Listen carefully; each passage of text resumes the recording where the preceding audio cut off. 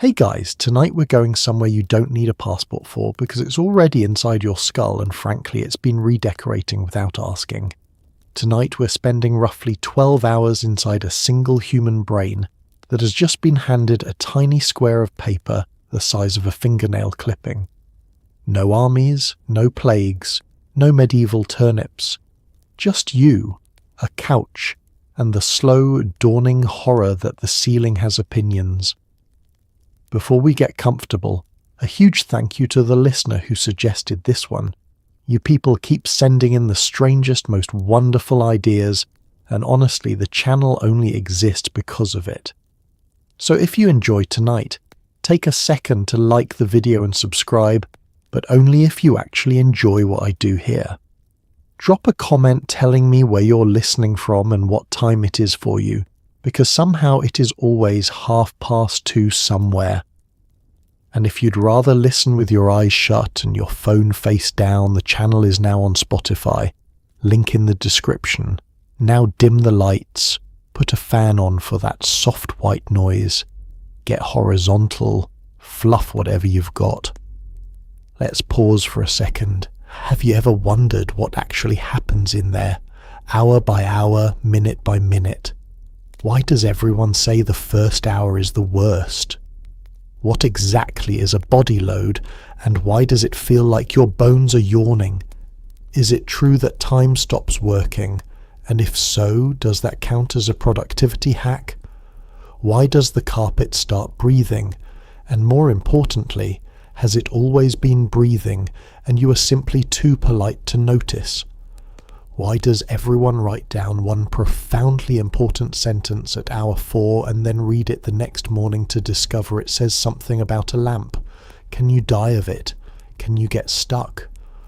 What happens at hour 11 when your body's exhausted, your eyes are closed, and your brain is still hosting a jazz festival with no scheduled end time? Congratulations, you've just woken up on a Saturday morning in a friend's apartment. It is 9 in the morning.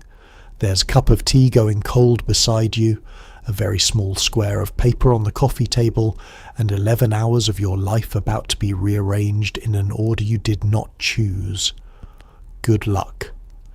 Let's start with the object itself, because it is almost insultingly unimpressive. It's a scrap of blotter paper smaller than the nail on your little finger, printed with a cartoon or a smiley face or nothing at all, and it weighs less than an eyelash. There is no smell, there is no taste. Unless you count the faint flavour of paper, which is not a flavour, it is a texture that has given up. You could lose it in a pocket, you could sneeze and it would be gone forever. And somehow, this nothing, this crumb, this vanishing speck of stationery contains enough active compound to comprehensively renovate your entire perceptual reality for the length of a transatlantic flight. Nothing in nature prepares you for that math. Consider, for a moment, the sheer indignity of the packaging. Humanity has, over the centuries, developed elaborate rituals around consciousness-altering substances. Wine gets decanted, whiskey gets aged in oak for decades and discussed with the reverence usually reserved for religious relics. Even tea, plain old tea, gets a ceremony in some cultures with specific pots and specific temperatures and specific silences. And then there is this, delivered on a square of paper, the approximate size and dignity of a stamp you forgot to lick. No ceremony, no oak barrel. Just a piece of paper sitting on a coffee table next to a half-eaten granola bar, doing absolutely nothing to advertise the fact that it is about to reorganize the furniture of your mind. The dose itself is measured in micrograms, which is a unit so small that most people go their entire lives without needing it for anything. A single grain of table salt weighs somewhere around 60,000 micrograms. A typical dose of this compound is measured in the low hundreds.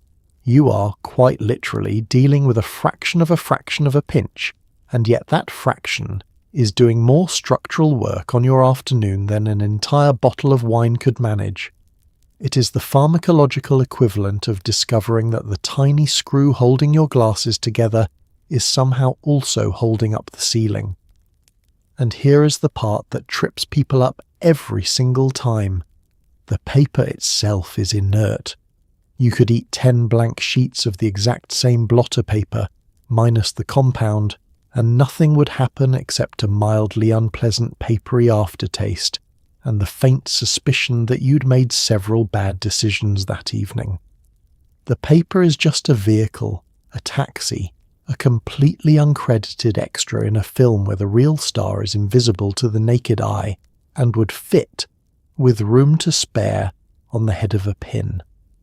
Somewhere between the manufacturing and the moment it touches your tongue, that little square becomes the single most consequential object in the room, more consequential than the furniture, more consequential than the television, more consequential, frankly, than most of the actual humans present. There's something almost comically anticlimactic about placing it on your tongue and waiting. No fizz, no burn, no dramatic swirl of smoke. You sit there, this tiny scrap dissolving quietly under your tongue like the world's least satisfying breath mint, feeling faintly ridiculous, wondering if you've been sold a stamp. Your friend across the room is doing the same thing, equally unimpressed, equally silent, both of you waiting for a fanfare that steadfastly refuses to arrive. But it is arriving. Somewhere behind your eyes, in the quiet unlit backstage of your nervous system, that speck of paper has already handed off its cargo, and the cargo has already begun climbing into position. You just can't feel it yet. Not one atom of your current experience has changed. You are, for these last few ordinary minutes, still entirely yourself, sitting in an entirely ordinary room, holding a mug of tea that is getting cold, blissfully unaware that the single least impressive object you've ever held in your hand is about to become, by a comfortable margin, the loudest thing that has ever happened to your brain. Let's talk about how this happened in the first place, because nobody set out to invent it. In the late 1930s, a chemist named Albert Hofmann was working at a pharmaceutical company in Basel, Switzerland, poking through the chemistry of ergot, a fungus that grows on rye and has spent centuries quietly poisoning European villages. He was hunting for something useful for circulation and childbirth.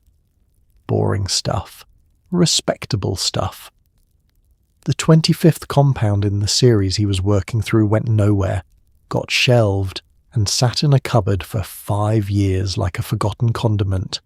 5 years. It waited. And when he finally came back to it, he did so for a reason he never fully explained, which is the closest thing this story has to a ghost. Ergot itself deserves a moment of respect here, because it is genuinely one of history's great overlooked villains. For centuries, entire villages across medieval Europe would eat rye bread contaminated with this fungus and begin experiencing convulsions, burning sensations in their limbs, and vivid, terrifying visions, an affliction so severe that people called it St. Anthony's fire and blamed everything from witchcraft to divine punishment. Nobody understood that the culprit was quietly growing on their grain the entire time, riding into their kitchens disguised as dinner. It is a little bit poetic in a grim way that centuries later a chemist would go digging through that same fungus's chemical family, looking for medicine, and stumble onto something that could produce visions on purpose, in a controlled dose, without the convulsions or the burning or the villagers accusing each other of sorcery. Hoffman's employer, a company called Sandoz, was in the unglamorous business of synthesizing ergot derivatives to treat migraines and assist with bleeding after childbirth, which is exactly the kind of quietly useful pharmaceutical work that never makes it into films.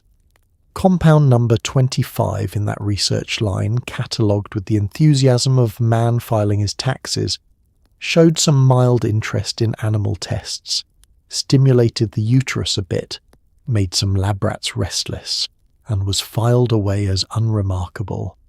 Unremarkable is a word that has aged extremely poorly in this particular story.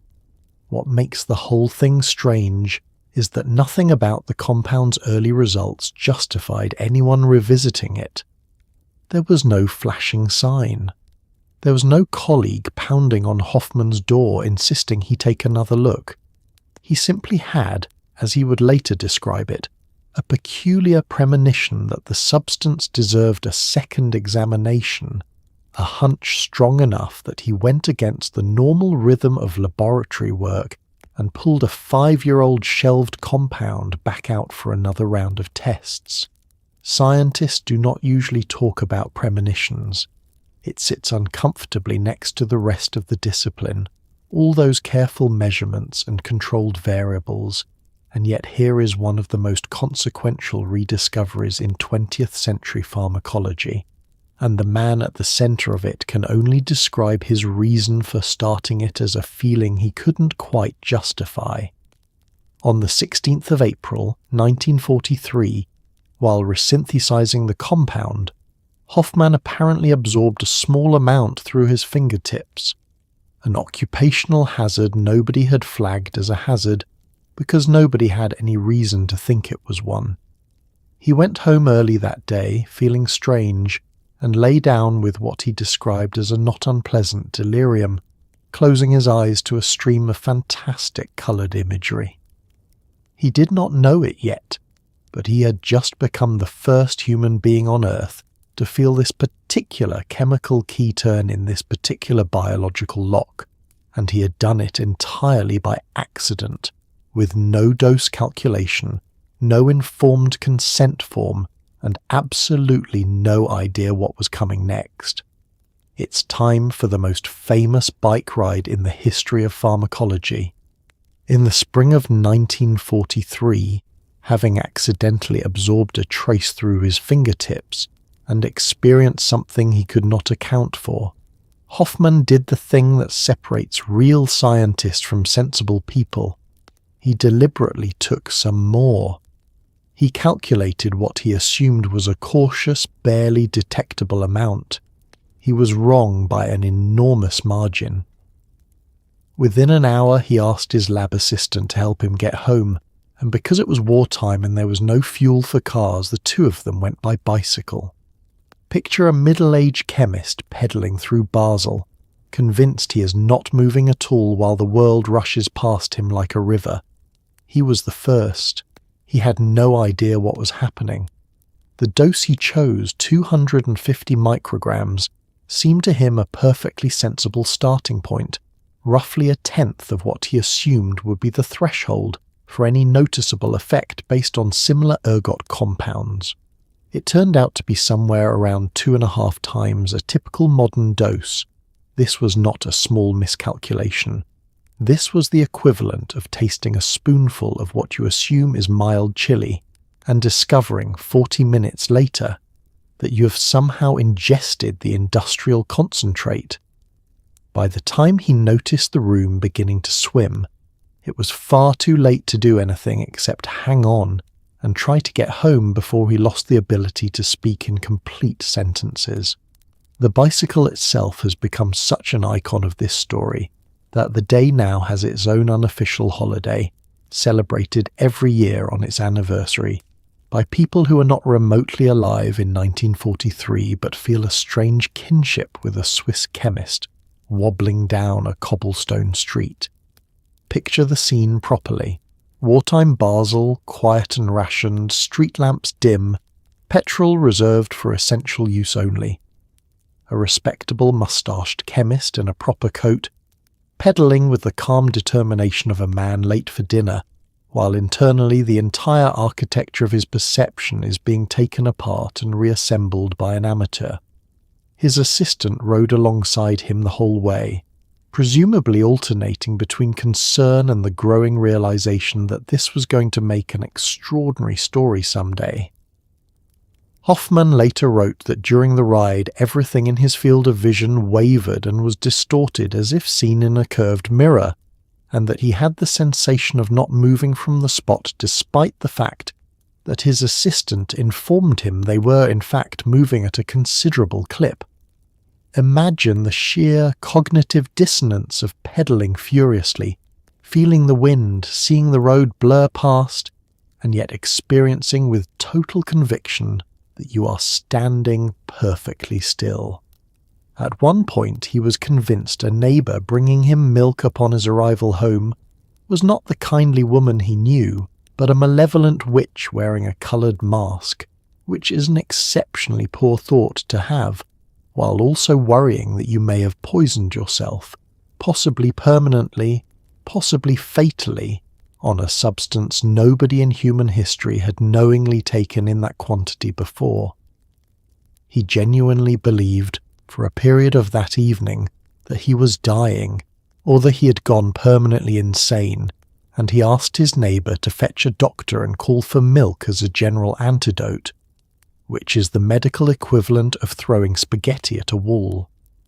The doctor, upon arrival, could find nothing physically wrong with him beyond dramatically dilated pupils, and by the time morning arrived, Hoffman described waking to a world that appeared fresh, as if newly created, everything glistening and washed clean, birdsong sharper and more vivid than he had ever registered before. He'd survived his own accident, discovered the threshold entirely by miscalculating it, and inadvertently established on a bicycle in the middle of a world war. The opening chapter of a story that would eventually end up on your coffee table on a random Saturday morning decades later. Before we start the clock, we need to talk about the two words that every single person says out loud and roughly, nobody genuinely plans for: set and setting. Set is your mindset. Whatever you have carried into the room, this thing will find it, unfold it, and hold it up to the light like a customs officer going through your luggage. Setting is where you are and who you're with, and it matters far more than anyone raised on movies expects. The same afternoon can be gentle in a friend's living room and genuinely dreadful in a crowded parking lot. You are not driving this. You are decorating the room it happens in, and that is the entire extent of your authority.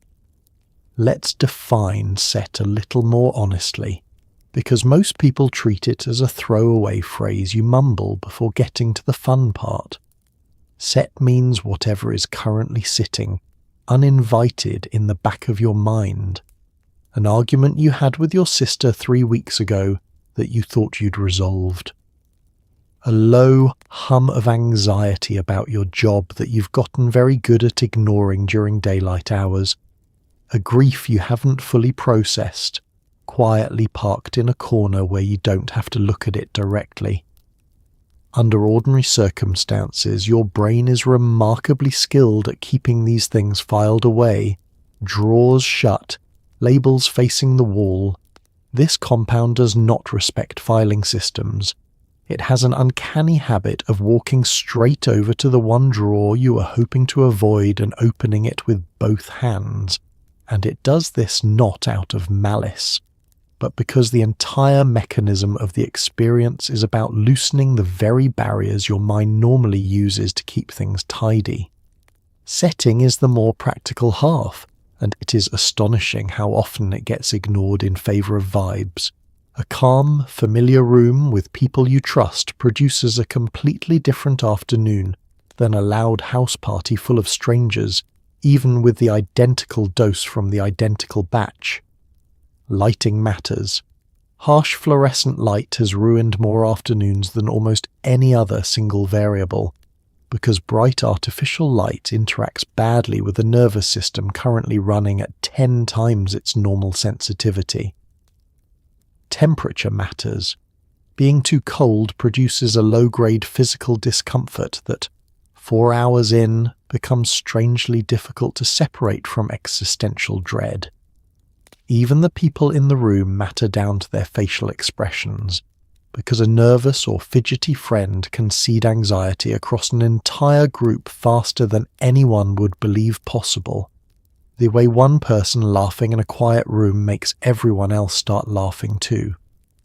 The uncomfortable truth buried inside all of this is that nobody can fully predict which version of themselves is going to show up. You might walk in feeling calm, rested, surrounded by people you love, having done everything right by the book, and still find yourself an hour later sitting cross-legged on the floor confronting a thought you have spent years actively avoiding. That is not bad luck. That is the entire mechanism doing precisely what it does, holding a mirror at an angle nobody usually chooses.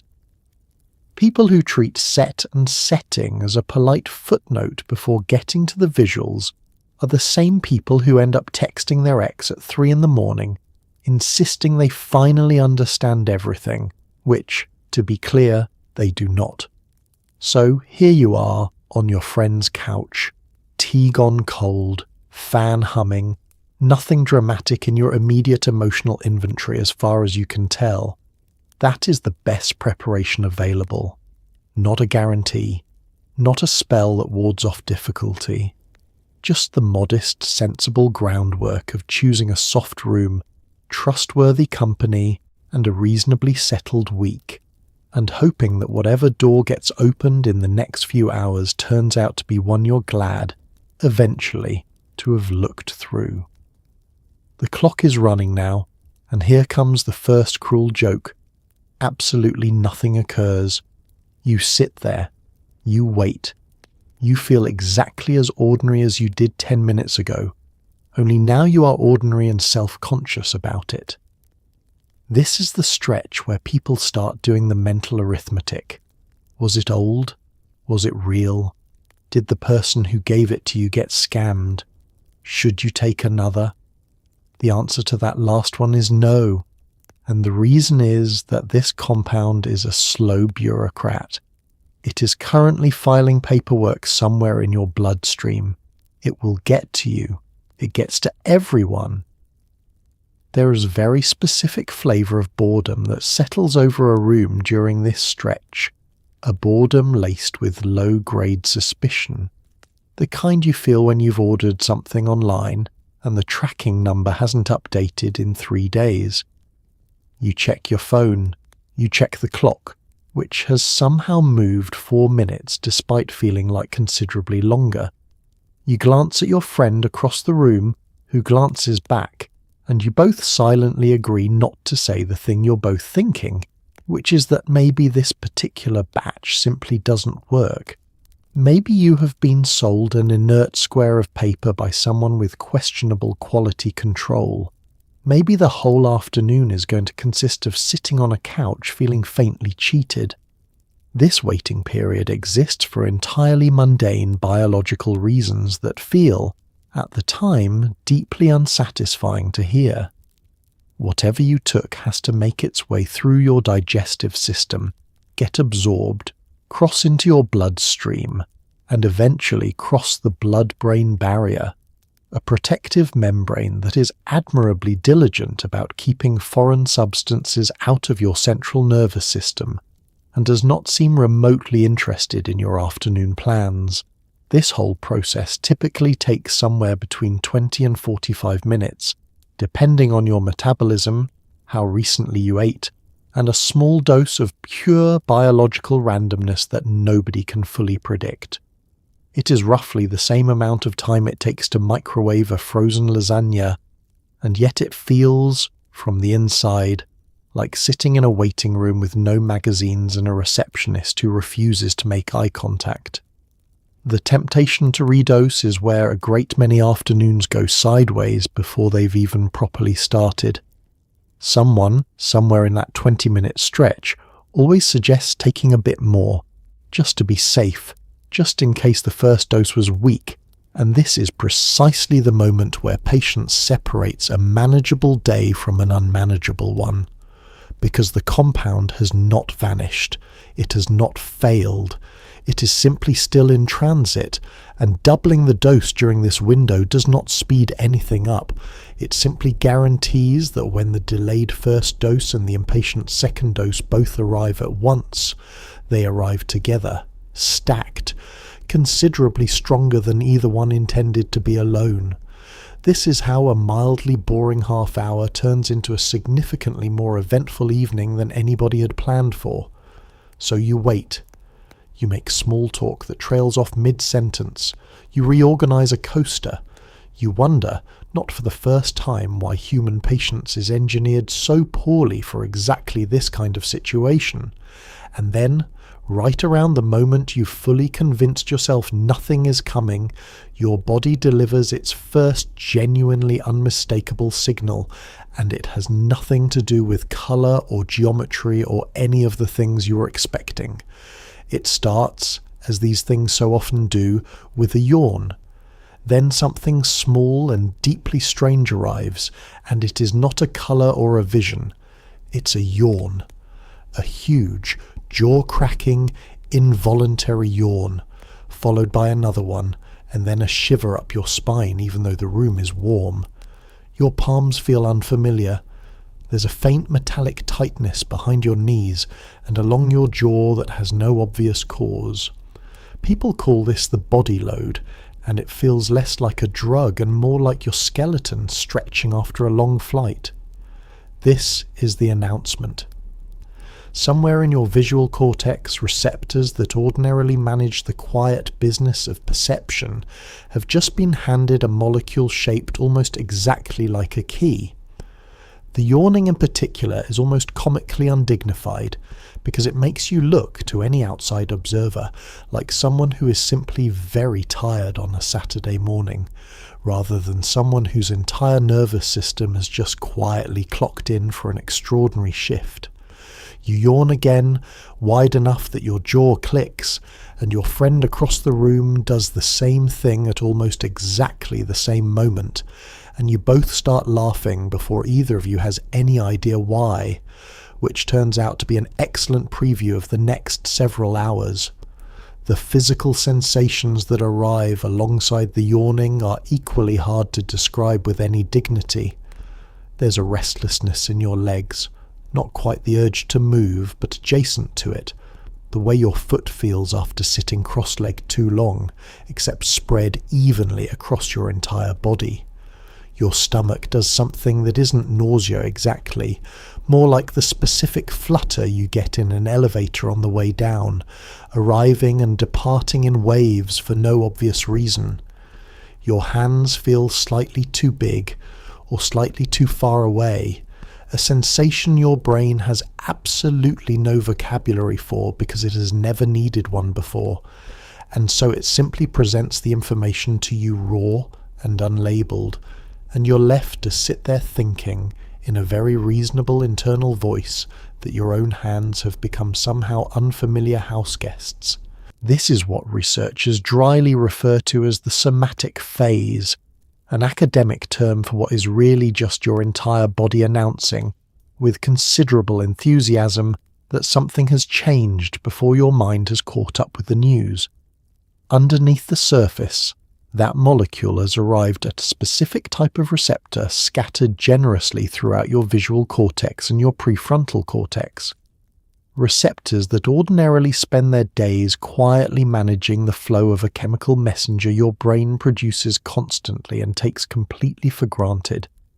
Your new house guest fits into these receptors with an almost eerie precision, close enough in shape to the body's own signalling molecule that it slides into position like a spare key that happens to work, and then, unlike the original key, it simply refuses to leave, staying locked in place for hours rather than the usual fraction of a second.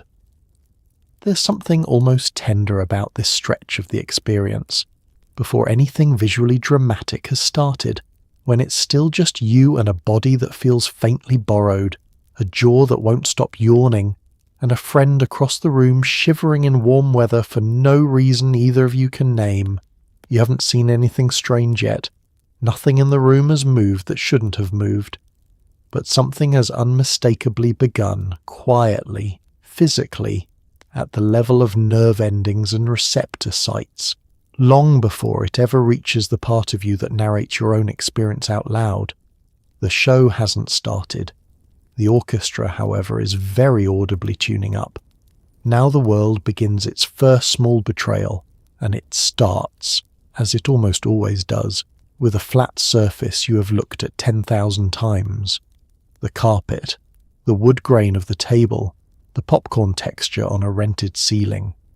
You glance at it and it swells gently, like the flank of something sleeping. Look away and it stops. Look back and it resumes, slightly embarrassed. This is not a hallucination in the way films have taught you. Nothing has appeared that was not there.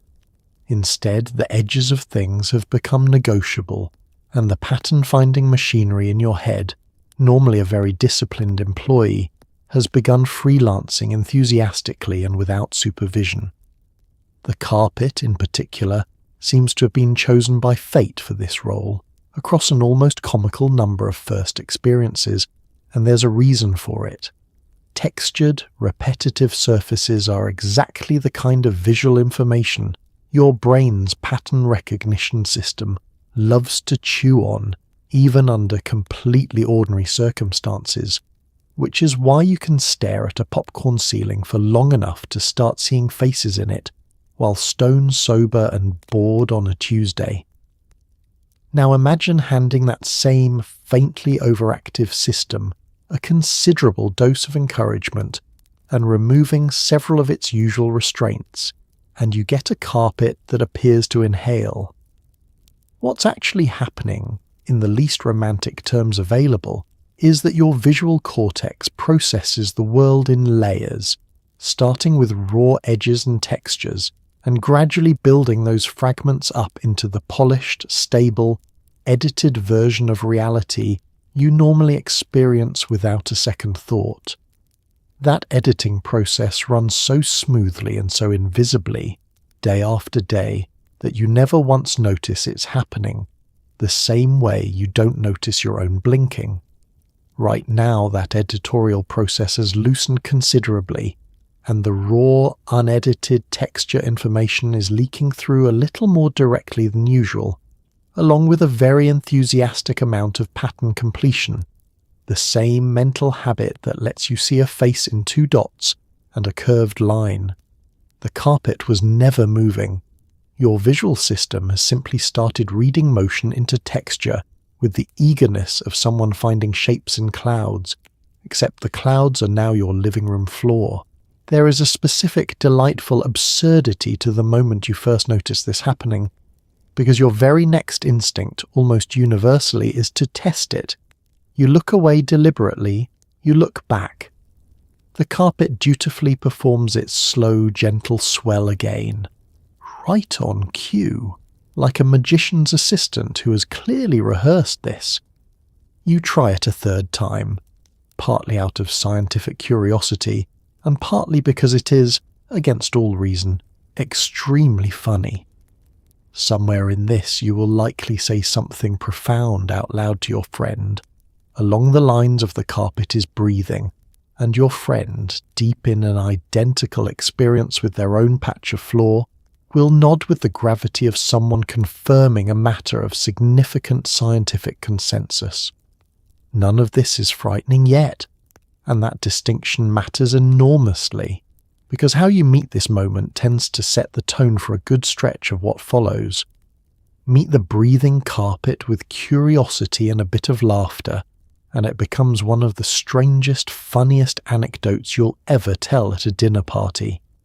Meet it with alarm, start wondering whether something is deeply wrong with your eyes or your mind, and that same gently swelling texture can curdle into something considerably less pleasant within the hour.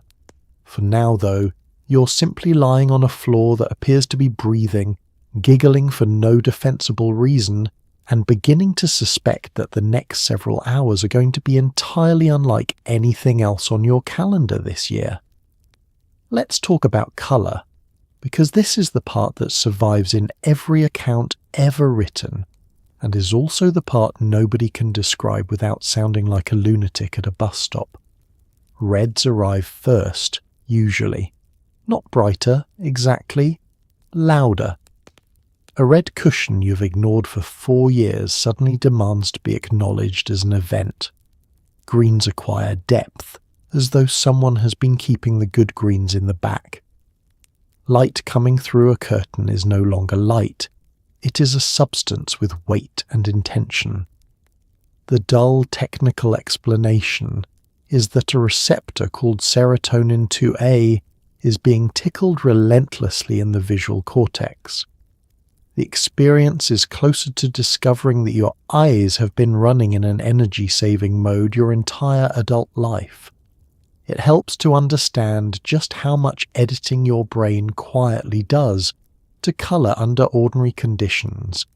Your eyes take in an overwhelming flood of wavelength information every single second, and your visual cortex, in the interest of not overwhelming you, compresses that flood down into a tidy, efficient, slightly muted version it considers good enough for practical purposes. Good enough to find your keys, good enough to cross the street without incident. Nobody consulted you about this arrangement. It has simply been running in the background since you were an infant, the same unglamorous compression a phone camera applies to a photo, so the file doesn't take up too much space. Right now, for reasons that trace back to that molecule sitting comfortably in your receptors, the compression algorithm has been switched off, and you are seeing something much closer to the raw, uncompressed file. The effect on ordinary household objects is almost unbearably sincere. A yellow throw pillow you bought at a discount because it matched nothing in particular becomes, for a solid 90 seconds, the single most compelling object you have ever encountered. A small sun you could apparently stare at all afternoon without blinking. A houseplant your friend has been meaning to water for 2 weeks reveals green in 6 or 7 distinct shades you had genuinely never noticed existed on a single leaf. You will pick up ordinary items purely to examine their colour more closely, turning a coffee mug in the light like a jeweller inspecting a stone, and you will do this with the total, unembarrassed sincerity of a toddler discovering that grass is in fact green. There's also a strange bleeding that happens between colours and other senses entirely, a phenomenon researchers politely call synesthesia when they're being formal about it, and which feels, from the inside, like your senses have simply stopped filling out separate paperwork. A particular chord in a song might arrive tinted faintly blue. A bright orange might taste in some indescribable, non-literal way, slightly like citrus, even though nothing has entered your mouth. This isn't consistent or reliable, and it isn't the same for any 2 people. But it is common enough that it appears in account after account across decades and continents, strangers describing the exact same crossed wiring, as though comparing notes on a shared dream. What makes this stretch genuinely lovely when it goes well is how completely undramatic the objects themselves remain. Nobody needs a laser show or a strobe light for this. The magic, such as it is entirely internal, applied generously to whatever happens to be lying around, which in most living rooms means a sofa cushion, a lamp, and possibly a bowl of fruit someone forgot to eat. You will spend a genuinely embarrassing amount of time admiring a banana. This is not a joke, and it is not an exaggeration, and if you ask literally anyone who has been through this particular afternoon, they will confirm it without hesitation, and probably smile while doing it.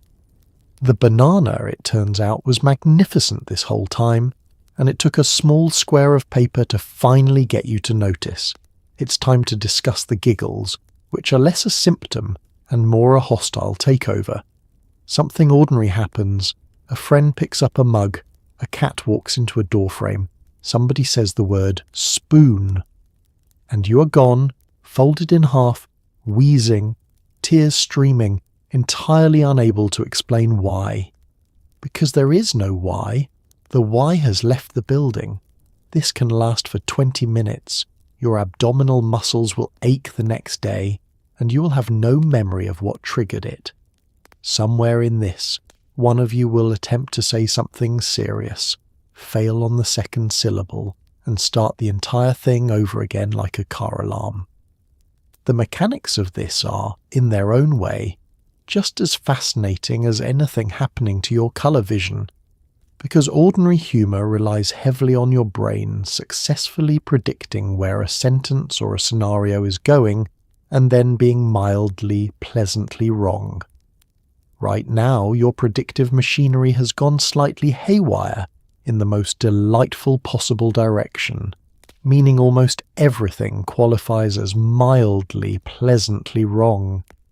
The bar for comedy has not just been lowered, it has been removed entirely and replaced with a trapdoor. A completely mundane sentence, delivered completely straight, can undo you for a full 2 minutes. You will not be able to explain this to anyone who wasn't there, and you will not be able to explain it to yourself 12 hours later either. There is also a specific, cruel subcategory of this phenomenon, where you attempt to communicate something you consider quite serious and important, and the laughter ambushes you mid-sentence with the timing of a professional heckler. You'll be halfway through explaining an actual coherent thought, something about how strange it is that time exists, or how kind your friend has been to you over the years, and you'll hit a word that simply detonates for no traceable reason, and the sentence dies there, unfinished, buried under helpless wheezing. Your friend, watching this happen, will not need to know what the sentence was going to say. They will simply start laughing too, purely at the sight of you laughing, which restarts the entire cycle from zero. This kind of laughter has a physical cost that nobody warns you about in advance, largely because nobody believes you until you've experienced it. Somewhere around the 15-minute mark of continuous involuntary abdominal contraction, actual pain sets in, a stitch in your side sharp enough that you have to physically wave a hand and gasp out a request for a temporary ceasefire, which almost never works, because the person you're asking to stop laughing is generally laughing at the sight of you asking them to stop laughing. It is, in its own ridiculous way, a closed loop with no functioning exit, and the only real solution is time, distraction, or someone mercifully changing the subject to something briefly less hilarious, like taxes. What's worth noting here, before we move into stranger territory, is how genuinely good this part feels, in a way that has nothing metaphysical or profound about it whatsoever. This is not a vision. This is not an insight into the nature of consciousness. This is simply the purest, dumbest, most uncomplicated joy available to a human nervous system, delivered at a dosage your body was clearly never designed to handle gracefully. And for a solid 20 minutes it is, without exaggeration, one of the best things that has ever happened to you. Now, we reach the part where the visual system stops editing and starts inventing. Close your eyes, and there it is. Lattices, honeycombs, tunnels, endlessly folding tile work in colours that do not have names in any language you speak. Open your eyes, and faint versions of the same structures lie over the room like a projection. These forms are remarkably consistent across people who have never met, across centuries, across cultures with nothing in common. Cave paintings contain them. Textile patterns contain them. Something in the architecture of the human visual cortex has a house style, and under these conditions it starts showing you the wallpaper samples. Close your eyes properly, the way you would to sleep, and the show genuinely begins. It doesn't arrive as a picture in the way a memory or a dream arrives. It arrives as pure structure, spinning slowly, folding in on itself, endlessly detailed in a way that feels somehow both familiar and entirely alien. The geometric equivalent of hearing a language you've never studied and somehow still catching the rhythm of. Spirals nest inside other spirals. Honeycomb lattices tile outward toward the edges of your vision and keep tiling past where your vision should logically end. Colours that don't correspond to anything you could point to in the physical world flicker through the pattern like a light source you can't locate. The genuinely uncanny part, the part that has kept anthropologists and neuroscientists arguing at conferences for decades, is how consistent these shapes are across people who could not possibly have compared notes. Lattices, spirals, tunnels receding toward a bright centre, cobwebs. These same handful of basic geometric families turn up again and again in written accounts spanning more than a century, and they turn up strikingly in rock art and cave paintings created by cultures separated by oceans and thousands of years, long before anyone involved could have shared so much as a rumour. The leading explanation is refreshingly unmystical. Your visual cortex is physically organised in a way that, when its usual filtering gets loosened, defaults to producing these specific shapes, the same way a plucked guitar string only ever produces certain harmonics, regardless of who's plucking it or where.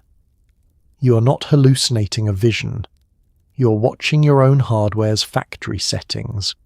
Opening your eyes doesn't make the geometry disappear so much as it drapes a much fainter version of it over everything you're already looking at. The edge of a bookshelf might briefly develop a soft honeycomb texture. The grain in a wooden table might organize itself just for a second into something considerably more deliberate and symmetrical than wood grain has any business being. This layer is thin and easily disrupted, dissolving the moment you focus hard on any single object, which makes it feel less like an image and more like a rumour your eyes keep almost telling you. There is something genuinely humbling about closing your eyes and discovering an entire architecture back there that you had absolutely no idea existed, running quietly beneath every ordinary moment of your life, never once invited to the surface until now. You will likely try, at some point in this hour, to describe it out loud, and you will fail. Because human language was built by people describing trees and weather and each other, not by people describing self-generating infinite tilework in colours without names. You'll settle, as everyone eventually settles, for waving a hand vaguely near your closed eyes and saying something like, "It's doing a thing," and your friend, staring at their own private cathedral of shifting latticework, will understand you completely. Let's talk about the mirror, because everybody is warned and everybody goes anyway. You wander in for perfectly innocent reasons, and then you catch your own eye, and the face looking back at you begins to move. It ages, it flows.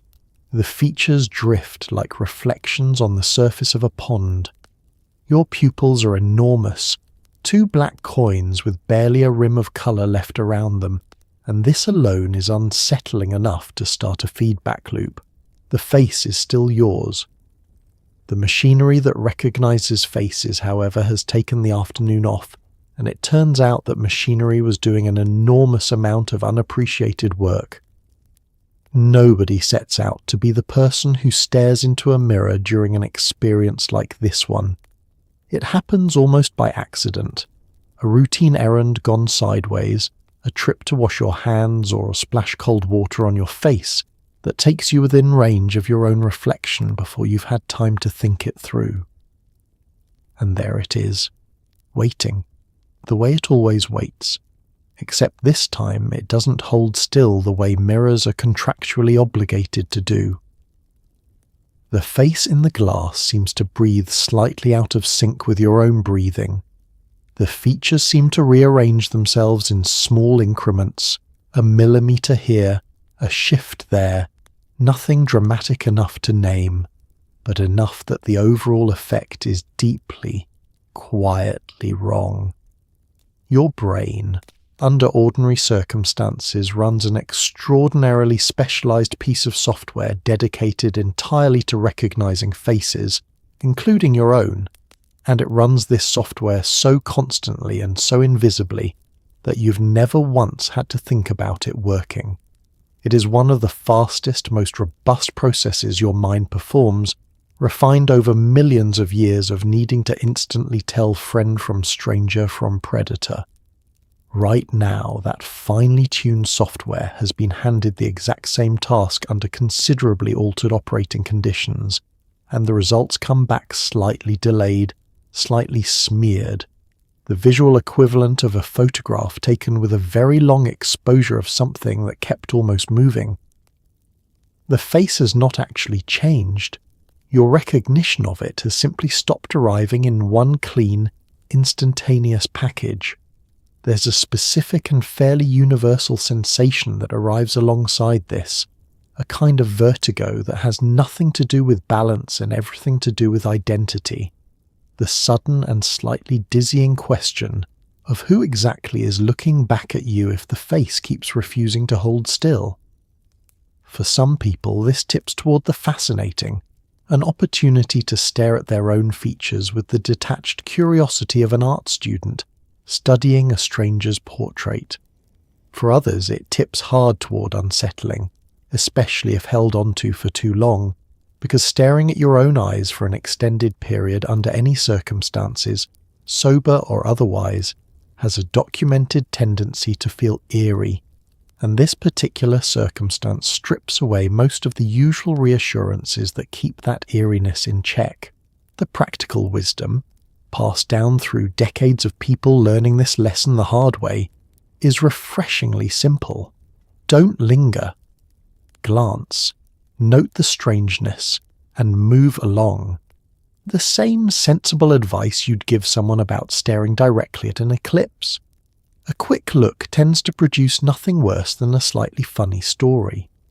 A prolonged, searching stare, the kind where you lean in close, trying to figure out exactly what's wrong with your own reflection, is how a perfectly pleasant evening acquires an unplanned 20-minute detour into existential unease in a bathroom with bad lighting. You wash your hands, you catch the eye.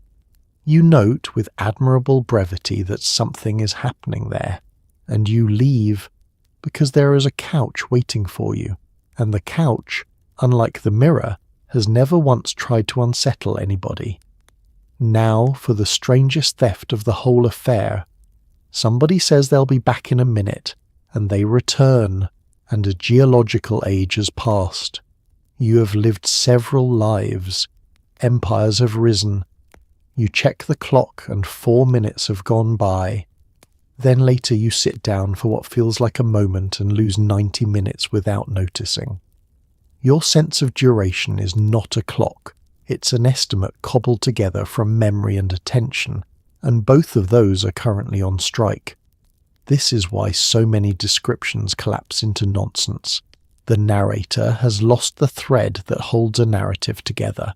It's worth appreciating before getting further into this, just how much quiet work your brain normally does to give you a stable sense of time passing, because it is not, contrary to how it feels, reading a clock anywhere internally. Your sense of duration is stitched together after the fact from how much you were paying attention, how many distinct events you can recall happening, and how novel or repetitive those events were. A boring commute you've done 1,000 times feels instant in retrospect. A single unfamiliar afternoon crammed with new sensations feels enormous. Right now, your brain has been handed an afternoon absolutely saturated with novelty. More new and strange sensory information per minute than it typically processes in a week, and the bookkeeping department responsible for turning that into a coherent sense of elapsed time has essentially thrown its hands up and walked out. The result is a kind of temporal whiplash that swings wildly in both directions without warning. A friend leaves the room to get a glass of water, and by the time they return, you could swear with complete sincerity that a full afternoon has passed, that you've had time to reconsider several major life decisions, possibly grieve a little, possibly reach some sort of peace with your childhood, all while they were simply walking 8 feet to the kitchen and back. You check the clock afterward, partly for reassurance, and discover that 90 seconds have elapsed. The clock infuriatingly insists it is right. The opposite version is somehow more disorienting because it sneaks up without any of the drama. You settle into a chair to look at something, a pattern on the wall, a particular shifting shadow, fully intending it to be a brief glance. And the next definite thing you know is that the light outside has changed, and someone is asking if you want a snack, and apparently 90 minutes have simply vanished from your personal ledger with no itemized receipt. You have no memory of the transition. There was no felt sense of an hour and a half accumulating. There was shadow, and then there was a snack, and the entire middle section has been quietly repossessed. Conversations tend to buckle under this pressure in a very specific, recognizable way, and it's why so many written accounts of this stretch of the experience trail off mid-thought or loop back on themselves. You'll begin a sentence about something you find urgently important, lose the thread halfway through because the beginning of the sentence now feels like it happened an unreasonably long time ago, and either abandon it entirely or restart from a completely different angle, confident this is the first time you've brought it up. Your friend, equally unmoored, will nod along regardless, because agreeing enthusiastically with someone who has forgotten their own point is, it turns out, one of the more universally comforting experiences available to two people sharing an afternoon like this one. It's time for the thing that sounds absurd until it happens to you, at which point it stops being funny very quickly.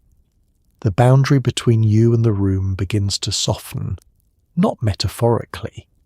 The ordinary, constant, entirely unnoticed sensation of being a person, located behind your own eyes, starts to feel less like a fact and more like a habit.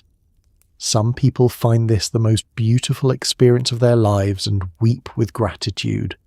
Others find it the most frightening thing that has ever happened to them and spend the next 3 hours trying to climb back into themselves. There is no reliable way to know in advance which of those you are. It's worth pausing here to notice just how much of your daily sense of self depends on a boundary you've never once had to think about, the quiet, constant background feeling of being a specific someone located somewhere specific, looking out at a world that is clearly separate from you. You have never questioned this arrangement, because there has never been any reason to. It is the load-bearing wall of your entire psychological house, so fundamental that language barely has vocabulary for discussing it directly, because nobody who built language ever needed to. Right now, for reasons buried deep in the way this compound loosens the usual hierarchy of brain regions, that particular wall has developed a soft spot. For some people, this arrives as something close to relief, a sudden, almost giddy lightness, as though a tension they didn't know they were holding has simply released all at once. The sharp edges of self versus room, self versus friend, self versus the entire rest of the universe, blur into something warmer and considerably less lonely. People describe feeling connected to everything in the room in a way that sounds second-hand, unbearably sentimental, and yet in the moment lands with the force of genuine, overwhelming discovery. Tears show up here more often than in any other stretch of the whole day, and they are more often than not tears of something closer to gratitude than sadness. The specific gratitude of realizing you have spent your entire life slightly more alone than you needed to feel. For other people, and this is worth saying plainly rather than glossing over, the exact same softened boundary arrives as pure terror. If the sense of being a separate, bounded, contained self is the wall holding back a flood, then losing sight of that wall, even briefly, even safely, can feel like drowning rather than floating. The instinct in that moment is almost always to fight it, to grab for something solid, a hand, a name, a fact about yourself, anything to reassert the boundary by force. Fighting it, unfortunately, tends to make the whole thing considerably worse. The mental equivalent of thrashing against a current instead of letting it carry you until it naturally slows down, which it reliably does. Nobody can tell you in advance which version of this hour you're going to get, and that unpredictability is precisely why this stretch of the day gets treated with more caution than almost any other. The same person can have the beautiful version on one afternoon and the frightening version on another, with nothing obviously different about the dose or the room. What matters, more than anything else, is what happens in the minutes immediately after it starts, met with curiosity and a willingness to simply let it happen. This hour tends to resolve into something people carry with them for years afterward as a genuinely meaningful memory. Met with panic, it tends to resolve eventually too, because it always does. But it takes the scenic route to get there, and the scenery is considerably less pleasant. At some point, and it is nearly always around here, a thought arrives that is unmistakably the most important thought any human has ever had. It explains everything. It reconciles all suffering. You lunge for a pen with the urgency of someone defusing a bomb, because this must be preserved for humanity. You write it down. You go back to lying on the floor, satisfied that you've done your part. And in the morning, in daylight, sober, with a headache, you unfold the paper and read the sentence that will explain the universe, and it says something about a lamp. This particular phenomenon is so reliably, comically consistent across accounts that it has practically become a cultural ritual in its own right, complete with its own unwritten rules. The thought always arrives with total, unshakable conviction, the specific certainty usually reserved for things like your own name or the fact that fire is hot.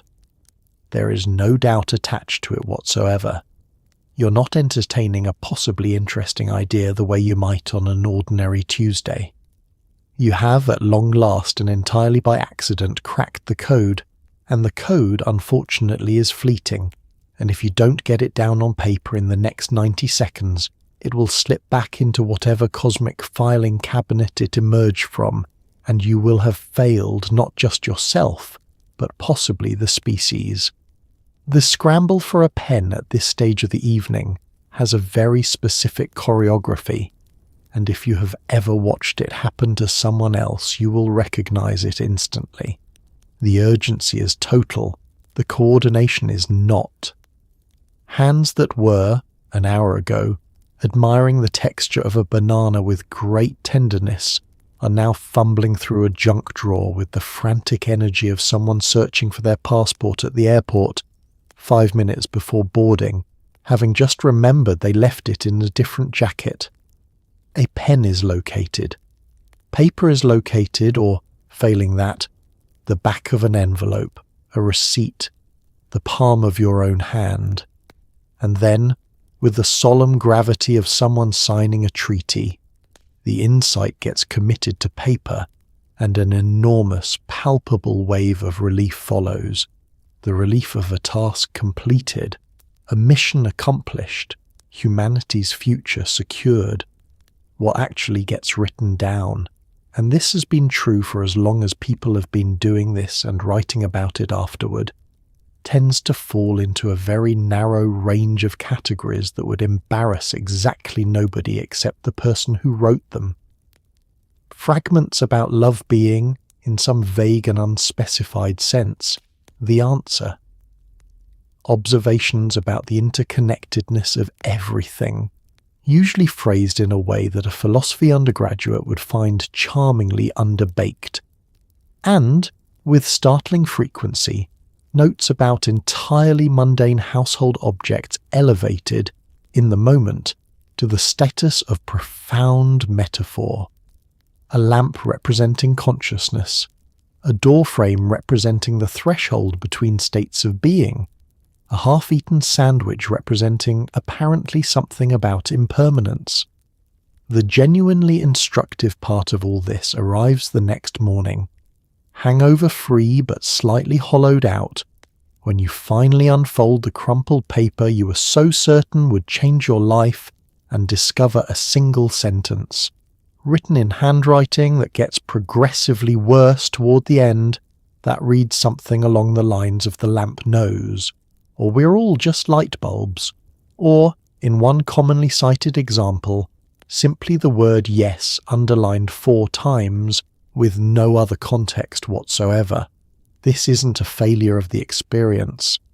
If anything, it's one of its more reliable comic gifts, a gentle, repeatable reminder that certainty and correctness are 2 entirely different things, and that your brain, deep in the grip of profound conviction, is more than capable of mistaking a lamp for the meaning of life.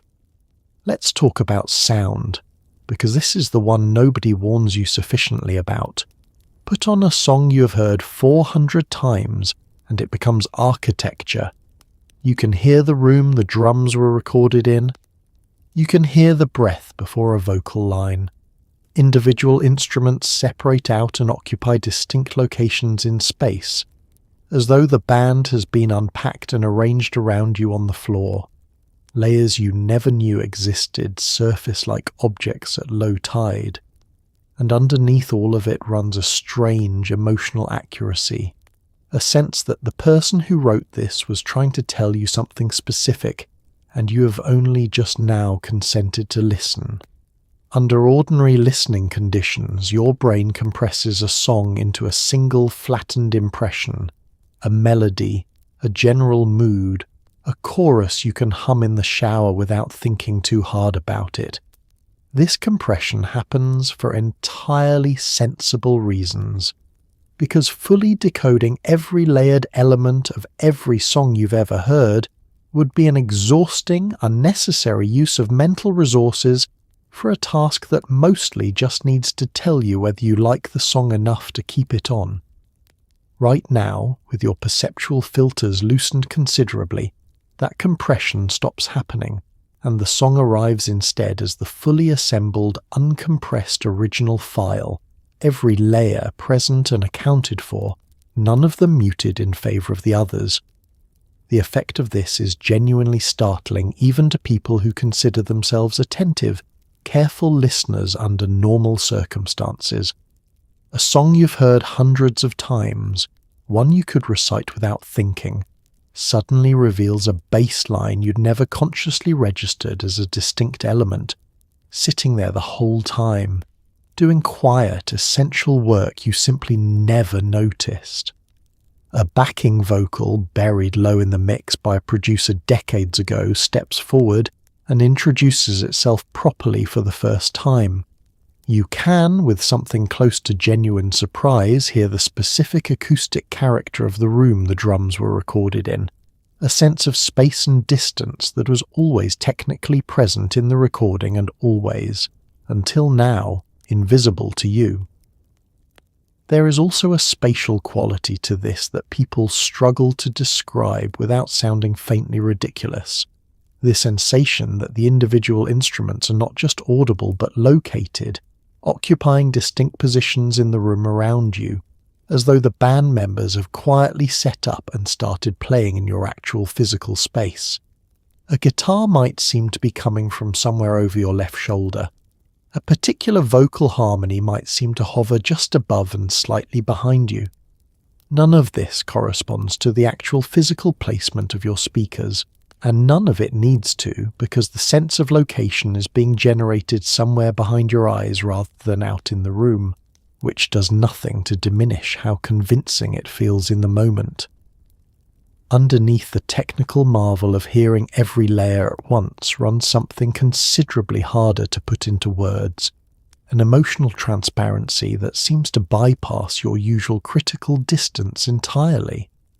A lyric you've heard 100 times without much thought suddenly lands with the force of a direct personal message, as though the person who wrote it years ago, in a completely different context, somehow anticipated this exact moment and this exact listener. This is, obviously, not literally true, but it does not feel remotely untrue while it's happening, and more than one person has ended up quietly crying on a living room floor over a song they've had on a playlist for a decade without incident, discovering only now, apparently, what it was actually about the whole time. Now let's be honest about the part the poster never mentions. Somewhere in the middle, for a great many people, the mood tilts. It usually starts with a physical sensation misread as danger. Your heart feels fast. You wonder whether it has always felt like that. You wonder whether it is going to stop, and once that thought is in the room it grows, feeding on your attention, generating evidence for itself, looping tighter and tighter, until you are convinced this will never end, and you are trapped here permanently. Nothing has actually gone wrong. Your fear response and your reality testing have simply been separated at the airport. It's worth being precise about how small the initial trigger for this usually is, because the disproportion between the spark and the eventual fire is the whole story. It is rarely anything dramatic. A slightly quickened heartbeat, entirely normal given the stimulant properties involved, gets noticed for the first time in a way it wouldn't be under ordinary circumstances, and the noticing itself becomes the problem.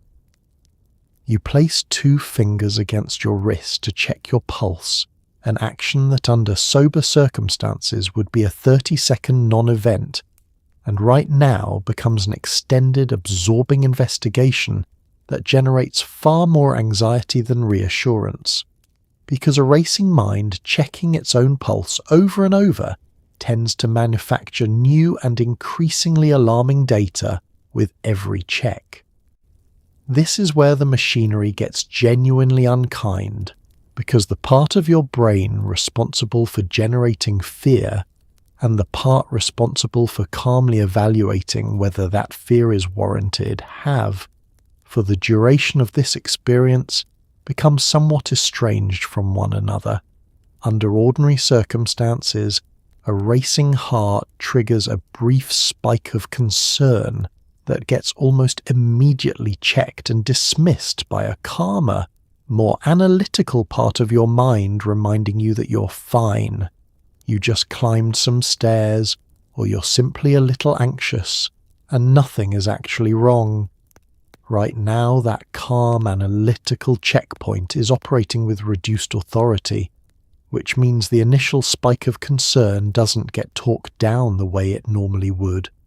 It just keeps building, unchecked, gathering its own momentum, recruiting new evidence from anything nearby that could plausibly be reinterpreted as further proof that something is badly wrong.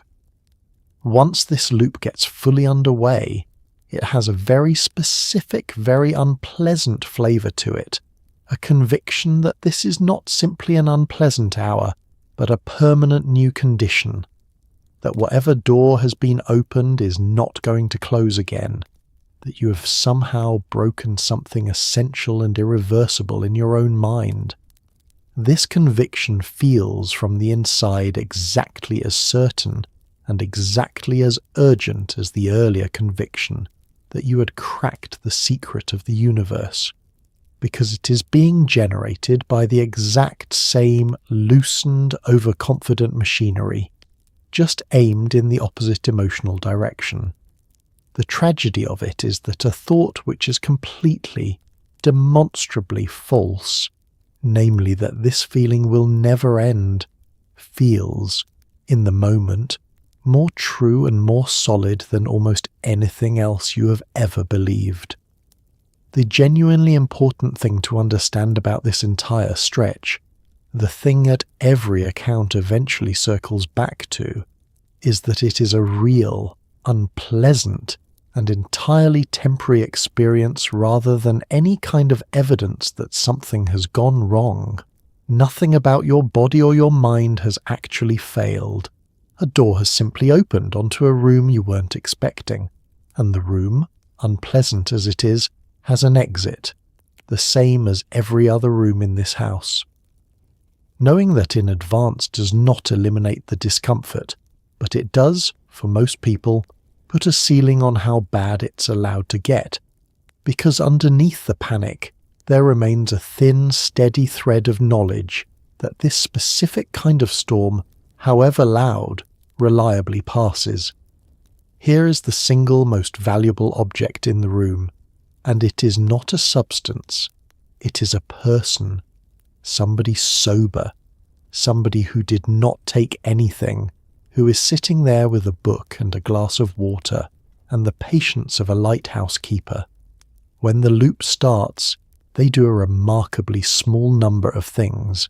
They lower the lights, they put on quieter music, they suggest you change rooms or drink some water or sit up. And crucially, they tell you, without drama, that this is temporary and it is chemistry and it will pass.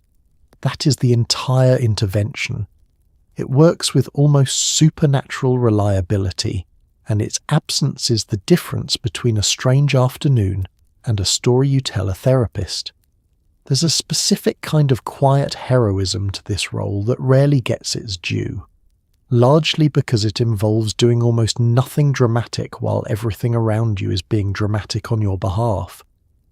The sober person's entire job, when the loop begins, is to become the single, stable, boring, unchanging point in a room that has stopped feeling stable, or boring, or unchanging to everyone else in it.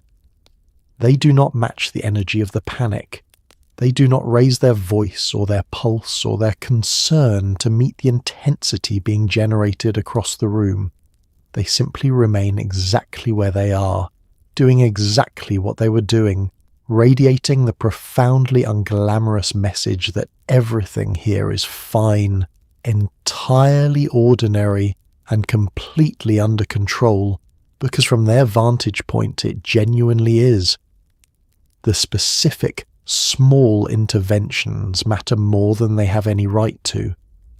Lowering the lights removes one entire category of overstimulating input from a nervous system that is currently drowning in input of every kind. Switching to quieter, slower music does the same work for the ears that the dim lighting does for the eyes, giving an overloaded sensory system one less thing to process at full volume. Suggesting a change of room, moving from a crowded, busy space into somewhere smaller and calmer, works almost like a physical reset button, breaking the specific chain of associations that fed the loop in its original location. None of these interventions are clever. None of them require any specialized training. They work simply because they remove stimulation rather than adding to it, at the exact moment when stimulation is the entire problem. The words matter too, and it's worth noting how specific the effective ones tend to be. This is temporary works better than don't worry, because it addresses the actual content of the fear, the belief that the feeling is permanent, rather than dismissing the fear itself. It's the chemistry, not you works better than calm down, because it externalizes the sensation as something happening to you rather than something wrong with you, which matters enormously to a mind currently convinced it has broken itself beyond repair. A sober person saying these things with genuine, unhurried calm carries a weight that no amount of self-reassurance can match in that state, because the panicking mind has, at that particular moment, lost most of its ability to trust its own internal voice and desperately needs to borrow someone else's.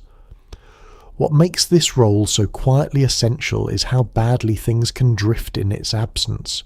A room with nobody sober in it, everybody deep in their own version of this same experience, has no stable anchor point for anyone to borrow calm from when the loop starts.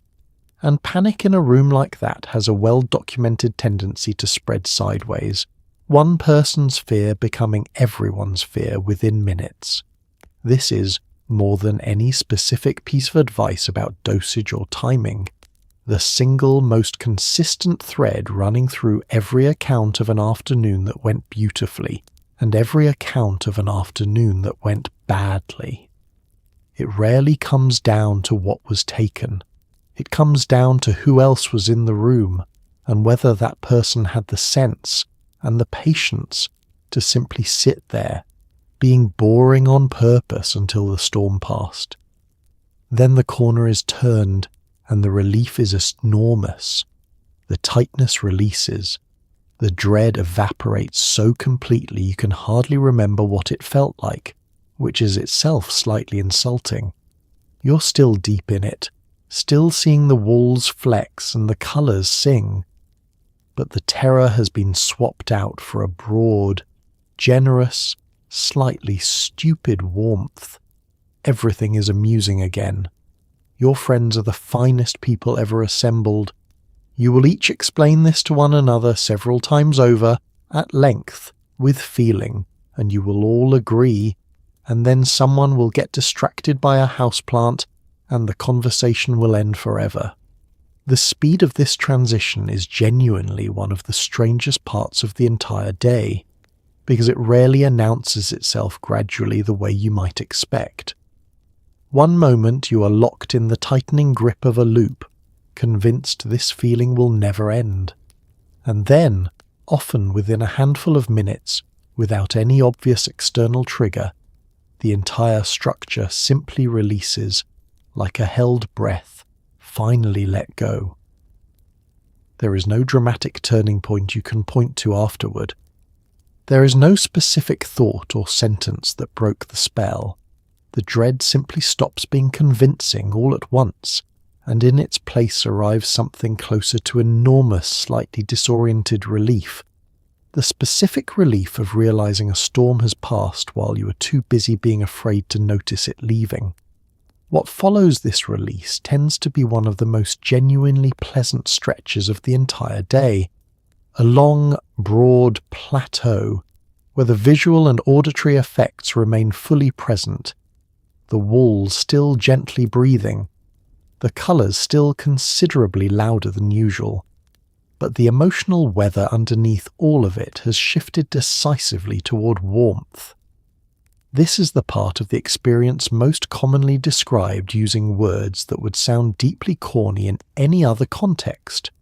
Words like connection and gratitude and love, deployed with total sincerity toward people you have known for years, and occasionally toward people you have known for approximately 40 minutes.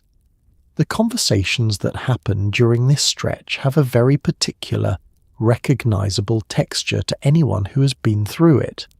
Somebody will attempt to articulate exactly how much their friendship means to them, and will do this with the halting, overflowing sincerity of someone giving a wedding toast after several glasses of wine, except considerably more earnest and considerably less coherent.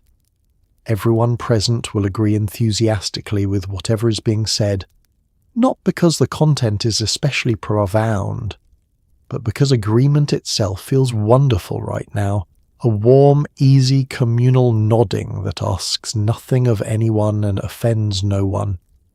These conversations rarely conclude with any kind of natural ending.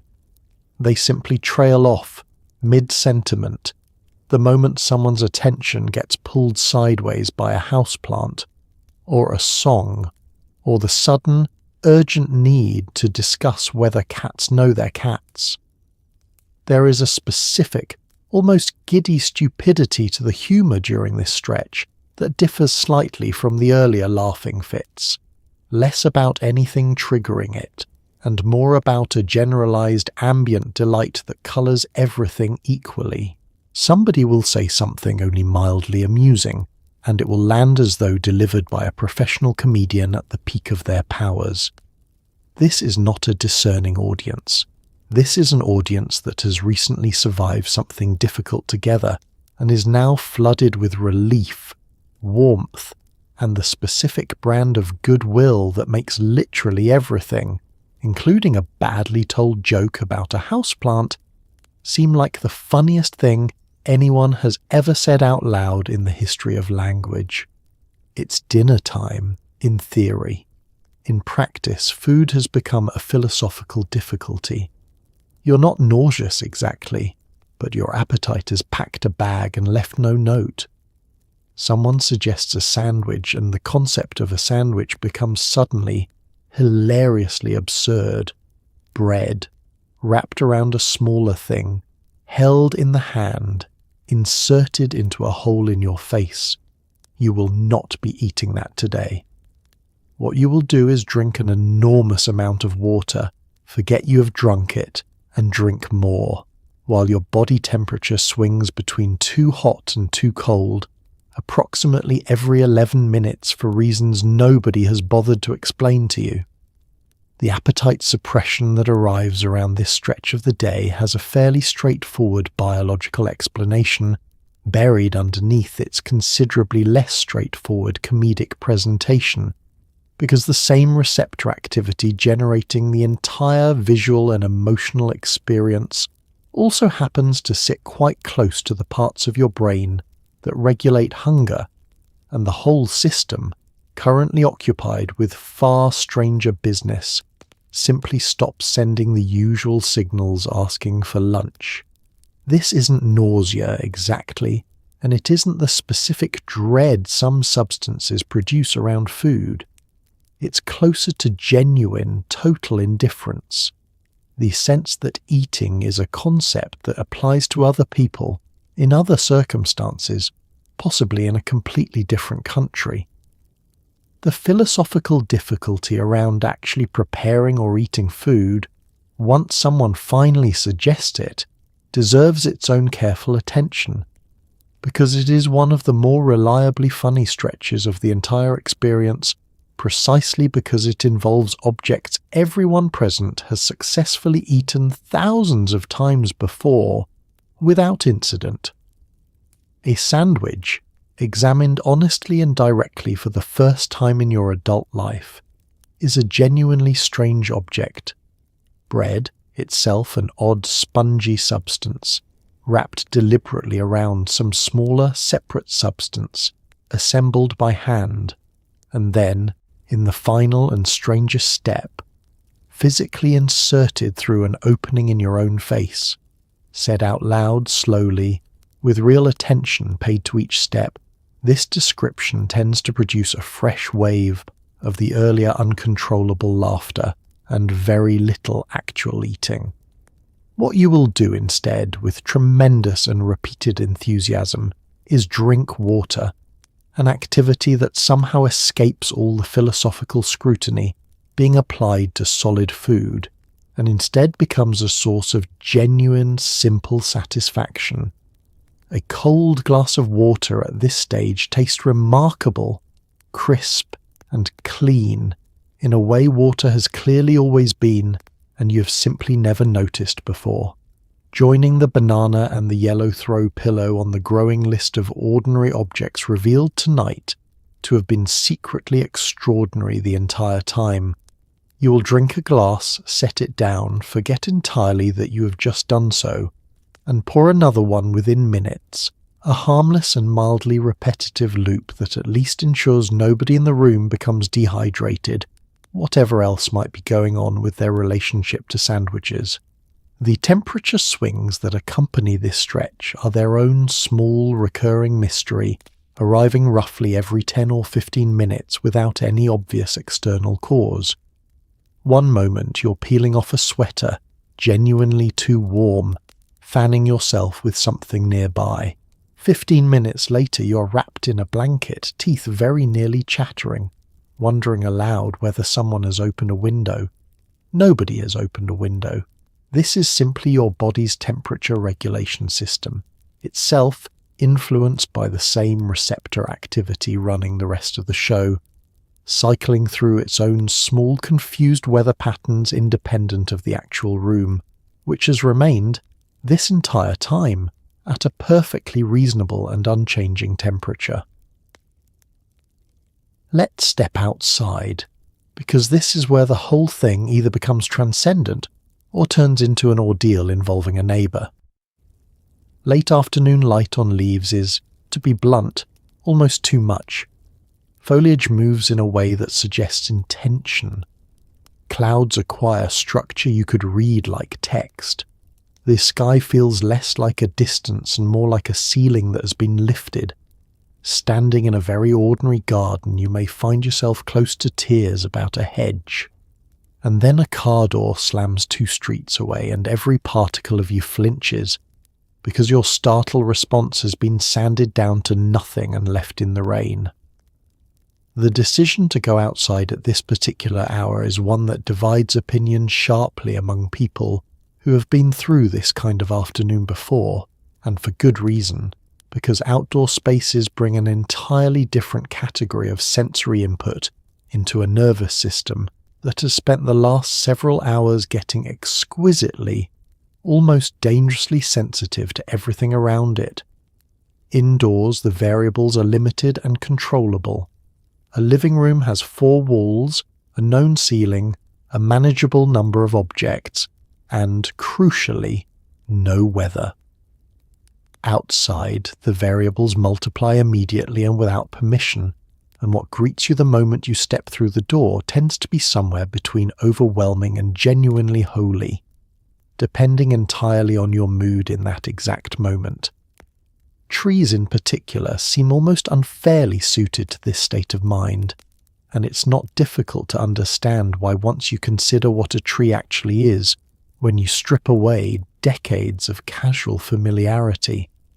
An enormous, ancient, endlessly branching structure, constantly moving in ways that are simultaneously random and coordinated, covered in thousands of individual leaves, each catching and releasing light independently. Under ordinary circumstances, your brain compresses all of this into the single simplified concept of tree and moves on with its day. Right now, none of that compression is happening, and the tree arrives instead as the genuinely staggering structure it always technically was, moving with what looks unmistakably like purpose, breathing in a slow, patient rhythm that has nothing to do with wind and everything to do with whatever part of your mind has decided the tree is, in some meaningful sense, alive and aware of your presence. The sky undergoes its own transformation during this stretch, shifting from background to foreground in a way that feels almost rude in its intensity. Clouds that would ordinarily register as vague, unremarkable shapes suddenly seem to carry structure, meaning occasionally something resembling text, as though the sky has decided this is finally the moment to say something directly to you after years of comparative silence.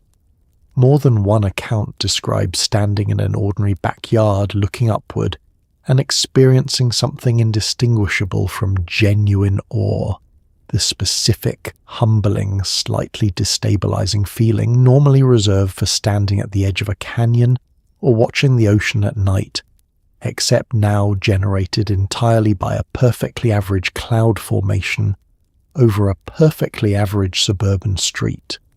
This heightened sensitivity, unfortunately, does not discriminate between beautiful stimuli and startling ones, and this is where outdoor spaces carry a very specific risk that indoor spaces mostly avoid. A car door slamming 2 streets away, an entirely unremarkable, forgettable sound under normal circumstances, arrives instead with the force of a genuine physical shock, a jolt through the entire body that takes several long seconds to settle back down. a dog barking somewhere nearby, a bicycle bell, a distant lawnmower starting up. Any of these can produce a startle response wildly disproportionate to the actual event, precisely because your nervous system has spent the last several hours dismantling its usual filters for deciding what deserves a strong reaction and what doesn't. This is generally the argument for staying in a familiar backyard rather than a public park, and for treating any outdoor excursion as a brief, deliberate visit rather than an open-ended wander, because the same openness that lets a tree feel sacred also lets an unexpected sound feel like an emergency. Now let's talk about the phone, an object that becomes, under these specific conditions, an instrument of pure malice. The screen is too bright by an order of magnitude. The notifications arrive like small assaults. Every message demands that you assemble a coherent adult personality and deploy it in writing, which you are categorically unable to do. Your own text drafts read like ransom notes, and somewhere in there you will make the fatal error of opening a camera, seeing yourself, and remembering the mirror. Sober people hand you the phone. Wise people take it away and put it in a drawer, and the drawer is where it should have been since breakfast. There is something almost darkly comic about how perfectly a modern smartphone is engineered to be the worst possible object to interact with in this particular state, as though it had been designed with malicious specificity by someone who understood exactly which buttons a heightened, overstimulated nervous system does not need pressed. The screen brightness, calibrated for ordinary daylight viewing, becomes something closer to staring directly into a small, aggressive sun. Every notification, previously a mild, ignorable buzz, arrives instead as a small, urgent demand for attention that your currently scattered mind treats with the gravity of an actual emergency, regardless of whether the notification in question concerns a group chat argument or a coupon for a shoe store. The attempt to actually respond to a message during this stretch of the afternoon deserves particular attention, because it produces some of the most reliably regrettable written material a person can generate while otherwise having a perfectly lovely time. Composing a simple, ordinary text, the kind you would type in 4 seconds under normal circumstances, becomes an enormous undertaking requiring the assembly of an entire coherent, socially acceptable adult persona from scratch, a persona you do not currently have easy access to. Drafts get written, deleted, rewritten, deleted again, each attempt sounding slightly more unhinged than the last, drifting from overly formal to inexplicably poetic to, in one commonly cited category of mistake, a lengthy, sincere message about the nature of friendship sent to a co-worker who was simply asking whether you could cover a shift on Tuesday. The camera function represents its own distinct and specific hazard, essentially a mobile, pocket-sized version of the bathroom mirror problem, and it tends to be discovered by pure accident, the way most disasters at this stage of the day are. A thumb slips, an app opens, and there, suddenly, staring back from a small glowing rectangle, is your own face, pupils enormous, expression unreadable even to yourself, framed by whatever unflattering angle the front-facing camera has chosen for this particular ambush. The reaction tends to be immediate and visceral, an instinctive recoil, phone dropped or flipped face down onto the nearest cushion with the speed and horror usually reserved for discovering a spider. The lesson, learned instantly and never forgotten, is that your own reflection in any form, glass or glowing screen, is simply off the table for the remainder of the evening.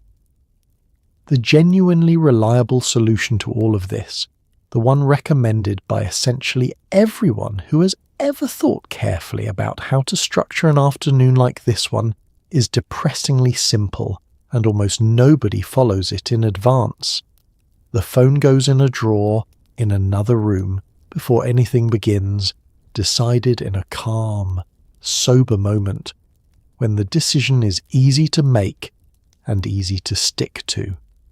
Attempting to make that same decision several hours in, once the phone is already glowing malevolently in your hand and every fibre of your compromised judgment insists this text absolutely needs to be sent right now, is considerably harder, which is exactly why the job tends to fall, gratefully, to whichever sober person in the room still has the presence of mind to gently take the cursed rectangle away and put it somewhere it can do no further harm. It's time for the descent, and it's so gradual you won't identify the moment it began. The geometry thins out. The walls settle back into being walls mostly, with the occasional flourish. Colours return to their normal duties, and in their place comes an unmistakable mental fatigue, the sensation of a machine that has been running at full output for 8 straight hours and is now warm to the touch. You're still visibly not yourself.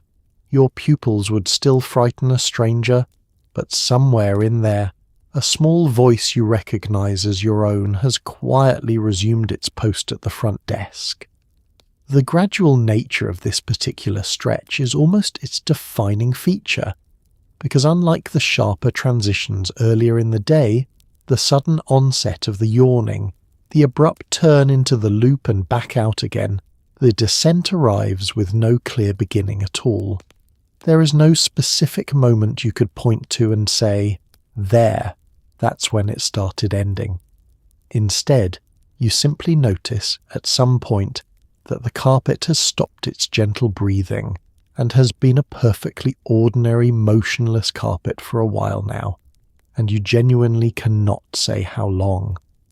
The geometric patterns behind your closed eyes have grown fainter and less elaborate, less like an infinite cathedral, and more like a half-remembered wallpaper pattern from a house you used to visit as a child.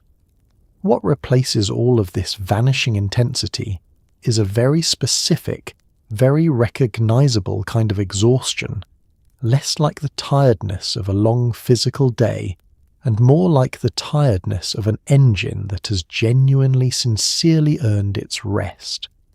Every part of your nervous system that has spent the last 8 hours generating breathing carpets, uncompressed colours, infinite geometry, and a full range of emotional weather from terror to overwhelming love is quite reasonably worn out, and this fatigue makes itself known in a heaviness behind the eyes, a dull, generalized ache along the jaw from an afternoon of unconscious clenching, and a mind that has started very gently to slow its racing. There remains, throughout this stretch, a persistent and slightly comic gap between how you feel internally and how you appear to anyone looking at you from the outside. Internally, you are increasingly aware of being tired, increasingly aware of your own name and your own ordinary thoughts, drifting back into focus, increasingly capable of holding a genuinely normal conversation about genuinely normal things. Externally, your pupils remain considerably larger than any sober bystander would find reassuring. Your movements retain a faint, careful deliberateness, and anyone glancing at you from across the room would still, correctly, identify you as someone in the middle of a significantly altered afternoon. This gap tends to produce its own small, quiet amusement, the strange experience of feeling almost entirely like yourself again while still visibly, undeniably, not quite there yet. Conversation during this stretch takes on a noticeably softer, slower quality than any previous hour, less about jokes or profound insights, and more about a kind of gentle, unhurried checking in, everyone present quietly comparing notes on how they're doing, how tired they feel, whether anyone else's jaw hurts from all the earlier laughing.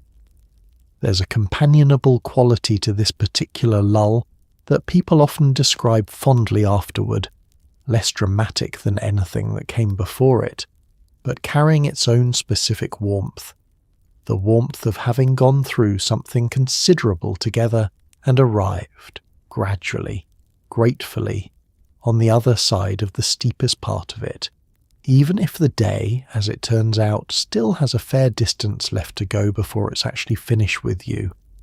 Let's talk about the leftovers. Someone waves a hand and it drags a faint smear of itself through the air behind it. A comet tail lasting a fraction of a second. Streetlights bloom into starbursts.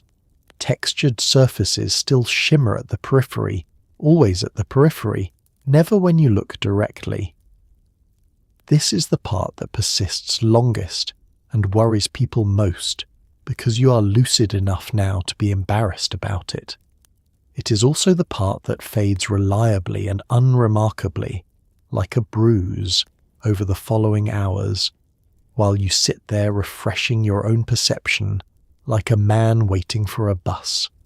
This specific visual phenomenon of a moving object leaving a brief ghostly trail behind it, technically referred to in fairly dry clinical language, is one of the last of the strong effects to fade, and it has an unusually vivid, almost cinematic quality that makes it stand out even against everything else the day has already offered. Wave a hand slowly in front of your face, and it doesn't simply move from one position to another the way hands are supposed to. It leaves behind a faint, rapidly dissolving copy of itself at each point along its path, stacking up into a brief, smeared afterimage that looks, for all the world, like a slightly clumsy special effect from an old film, the kind used to suggest a ghost or a time traveller moving too fast for the camera. Streetlights and other point sources of bright light develop their own distinctive signature during this stretch, blooming outward into elaborate symmetrical starburst patterns, rays extending in every direction, with a precision that seems almost deliberately designed rather than accidental.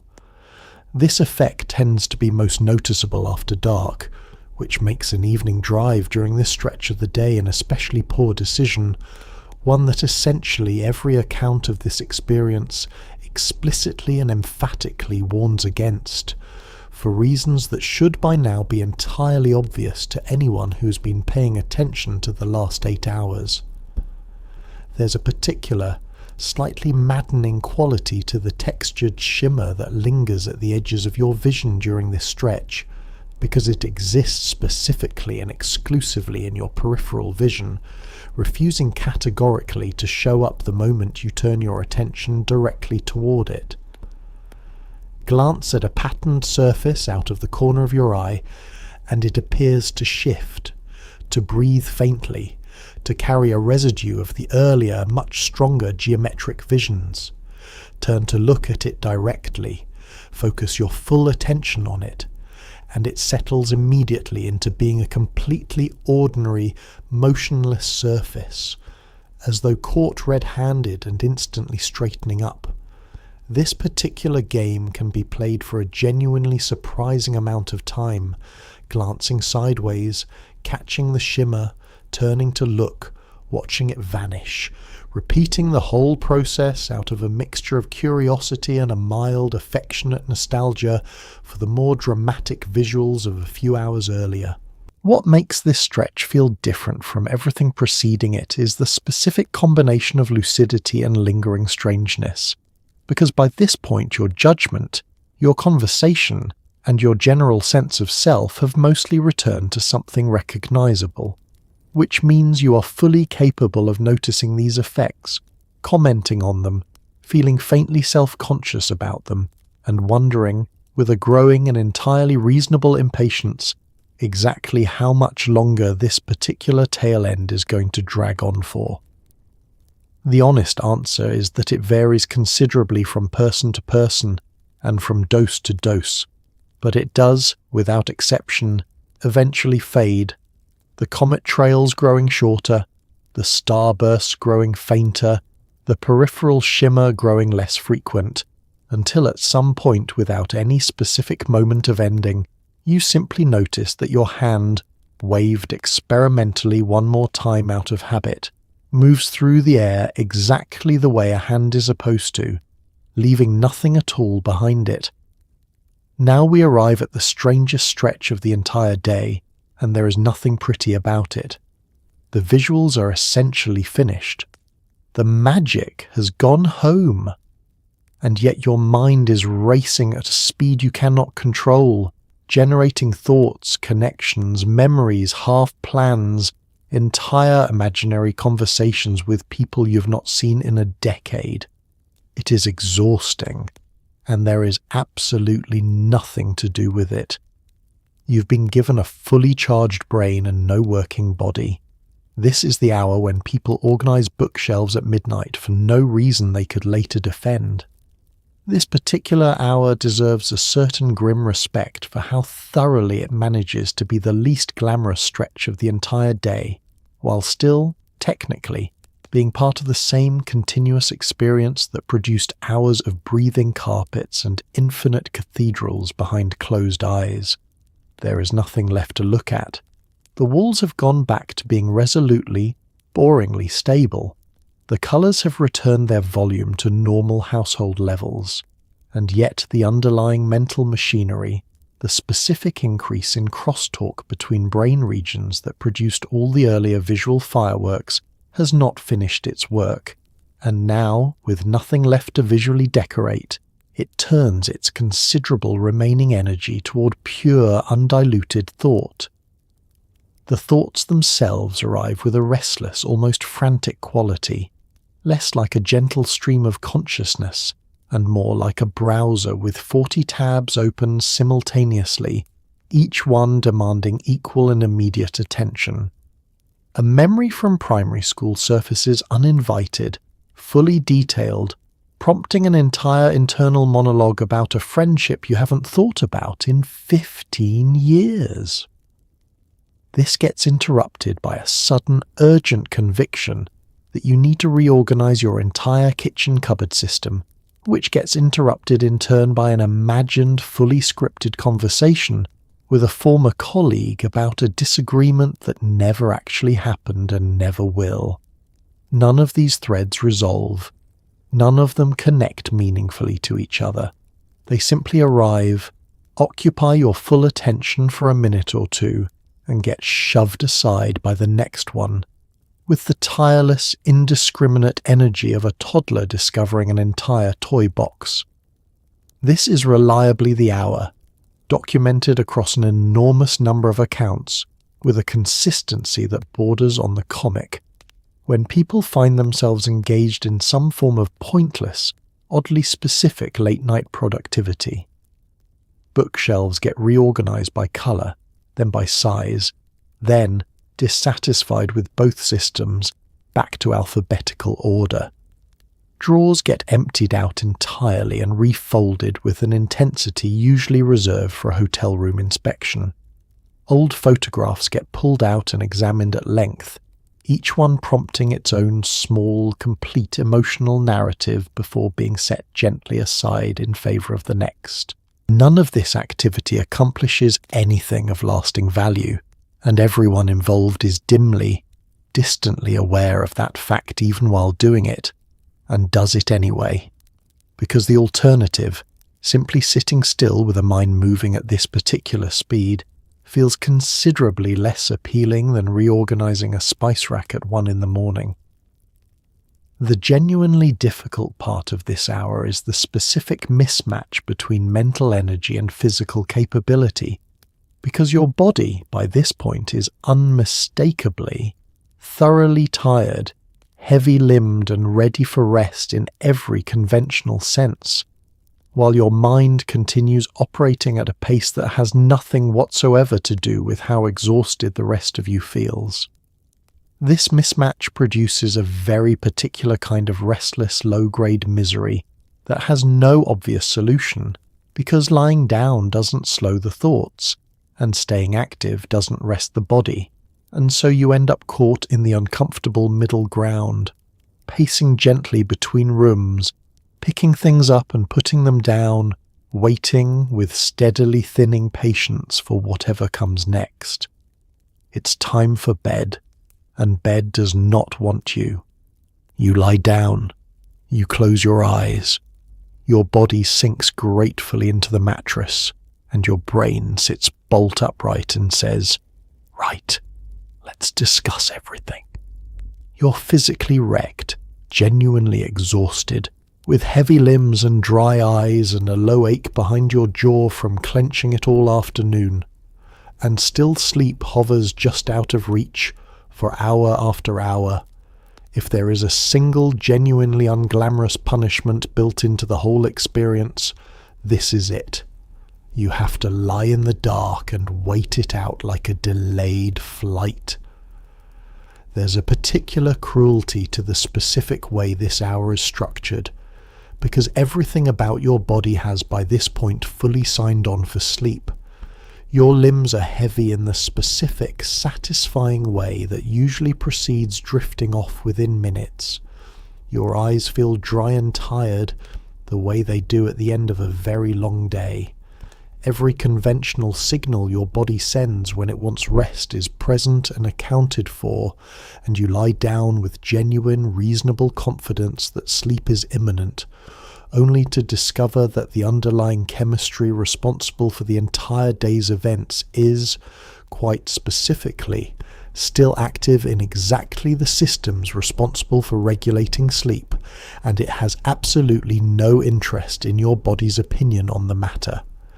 The compound at the center of this entire day interacts directly and significantly with the same receptor systems your brain relies on to wind down and initiate sleep, which means that even hours after the visual effects have entirely faded, even once conversation has returned to normal, even once every other symptom of the day has quietly packed up and left, this one stubborn holdout remains, sitting in the exact chair it needs to vacate before your brain can properly begin the process of falling asleep.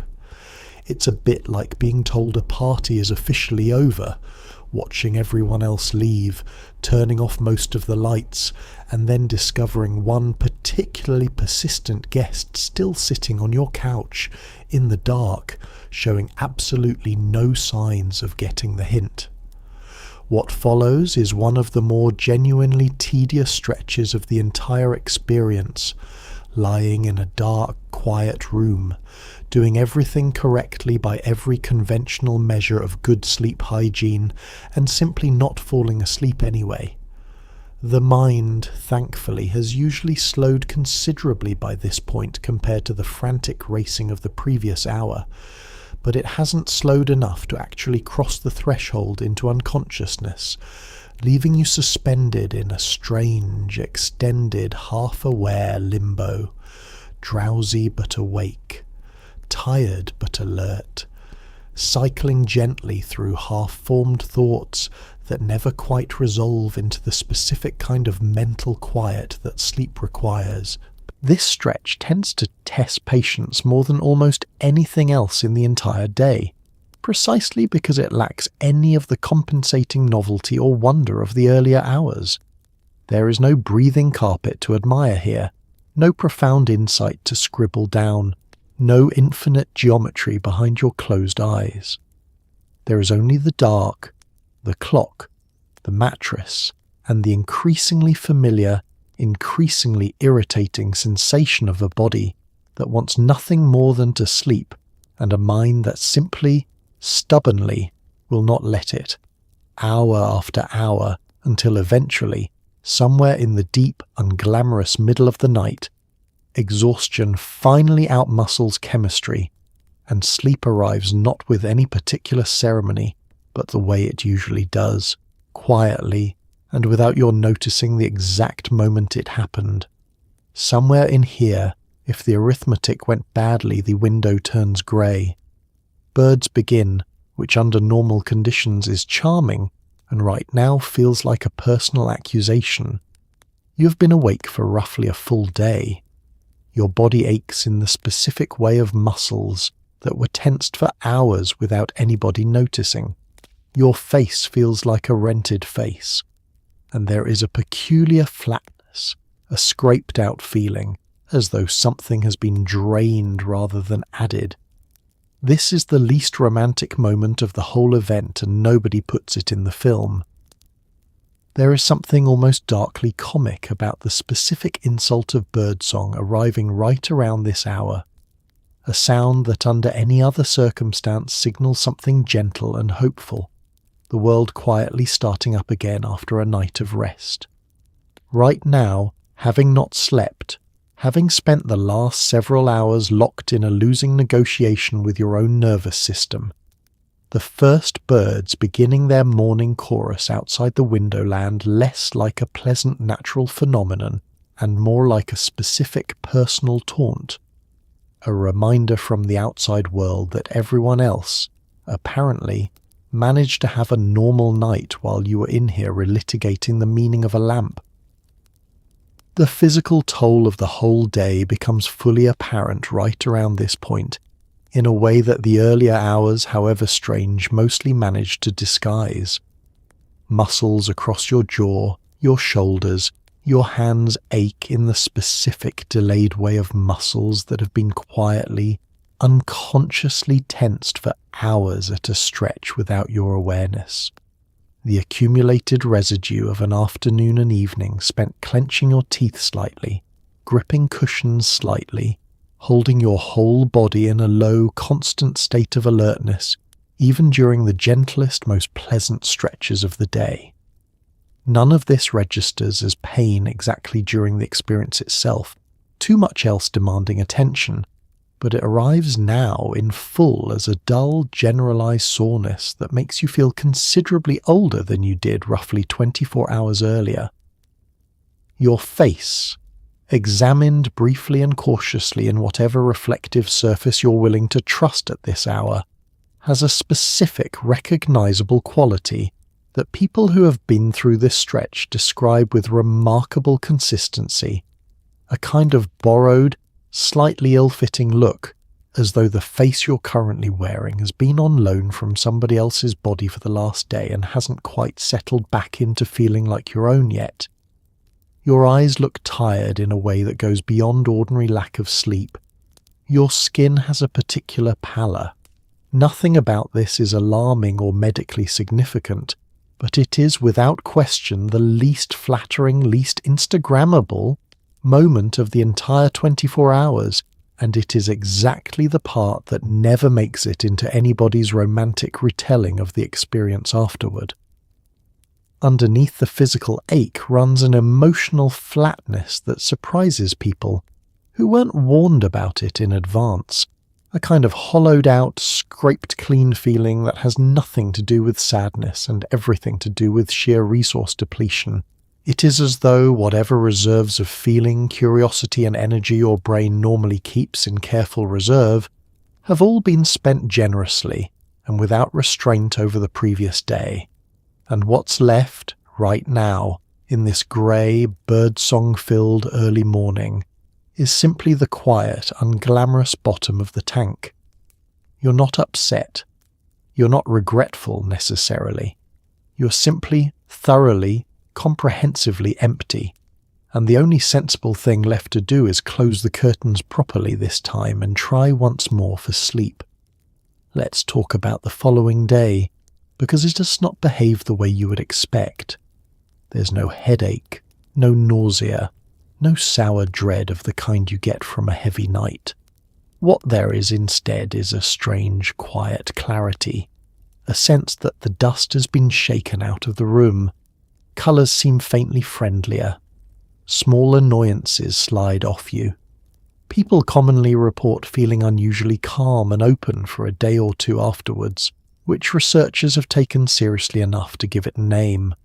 Underneath it, though, runs a deep tiredness that no amount of coffee will negotiate with. You will be useless. Plan accordingly, or rather, do not plan anything.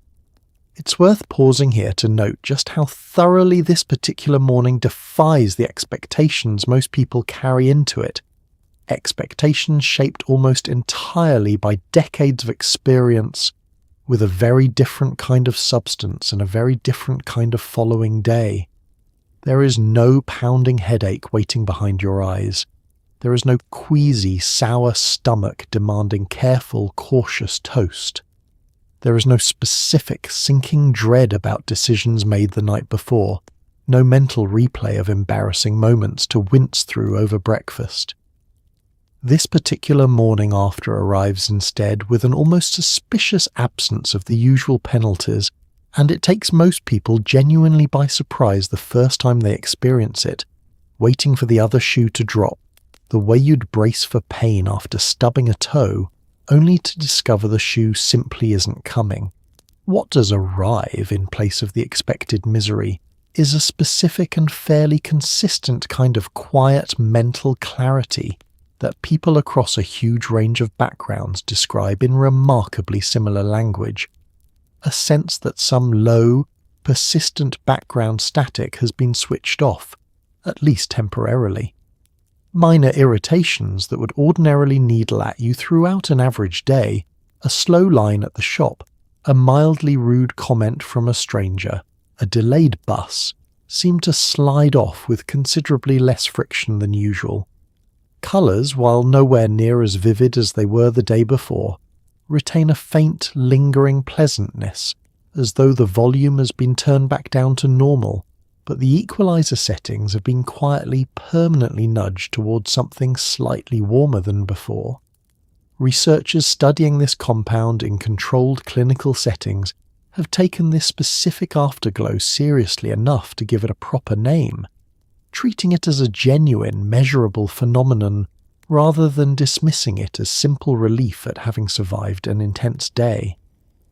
Participants in formal studies commonly report elevated mood, increased openness, and a kind of settled emotional ease persisting for a day or two following a supervised session, results consistent and notable enough to show up reliably across multiple separate research groups working independently of one another, which is precisely the kind of consistency that makes scientists sit up and start asking harder questions.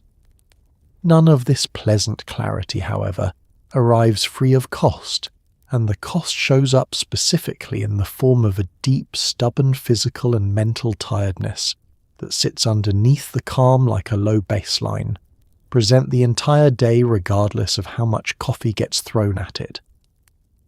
This is not ordinary tiredness, the kind that responds obediently to caffeine and a short nap. It is closer to the specific exhaustion that follows a genuine physical marathon, a tiredness that exists at a cellular level, and the only real remedy for it is time, patience, and the reasonable, sensible decision to cancel whatever ambitious plans you may have optimistically made for this particular day, because whatever they were, they can, without question, wait. It's time for the boring, beautiful part, the mechanism. That molecule is shaped remarkably like serotonin, close enough to slip into a particular receptor, and then, oddly, sit there far longer than it should, held in place by part of the receptor folding over the top of it like a lid. What follows is not stimulation in the way a stimulant works. It is a loosening, the brain's usual hierarchy in which certain regions supervise and constrain the chatter of others becomes less strict. Areas that ordinarily never speak to each other start exchanging correspondence. The predictive filters that normally decide what you're allowed to notice go slack. Everything you experienced today was your own equipment, unsupervised. Let's start with the shape of the thing itself, because the entire story hinges on an almost comic case of molecular mistaken identity. Serotonin, the chemical messenger your brain produces constantly and relies on for an enormous range of ordinary daily functions, has a particular three-dimensional shape that fits snugly into a family of receptors scattered throughout your brain. The compound sitting in your bloodstream today happens to share enough of that same basic shape that it slides into one particular member of that receptor family, called serotonin 2A, with remarkable ease, like a spare key cut slightly imperfectly that nonetheless turns the lock just fine. The crucial difference, the detail that explains the entire length and intensity of the day, is that once it's inside the lock, a small flexible portion of the receptor folds down over the top of it, trapping it in place for hours rather than the fraction of a second an ordinary serotonin molecule would normally spend there. This particular receptor happens to be especially densely packed in one specific region of the brain, the higher layers of the cortex responsible for the most complex, most distinctly human aspects of thought, including a great deal of the machinery involved in vision, self-reflection, and the ongoing, generally invisible work of predicting what's about to happen next, based on everything that's happened before. Under ordinary circumstances, this predictive machinery runs so smoothly and so constantly that you never once notice it operating, quietly filling in gaps, smoothing over uncertainty, deciding in advance what a carpet is allowed to do, and firmly ruling out breathing as an option. Today, with that same machinery flooded and occupied for hours by an uninvited guest, its usual confident predictions loosen considerably, and the raw, less filtered sensory information underneath gets a much larger say than usual in what actually reaches your conscious awareness. There's a second, equally important part of the mechanism involving communication between different regions of the brain that ordinarily operate in fairly separate, specialized lanes. Modern brain imaging studies conducted under this compound's influence have consistently found a marked increase in connectivity between regions that rarely exchange much information under normal circumstances, a kind of newly opened crosstalk between areas responsible for vision, memory, emotion, and abstract thought.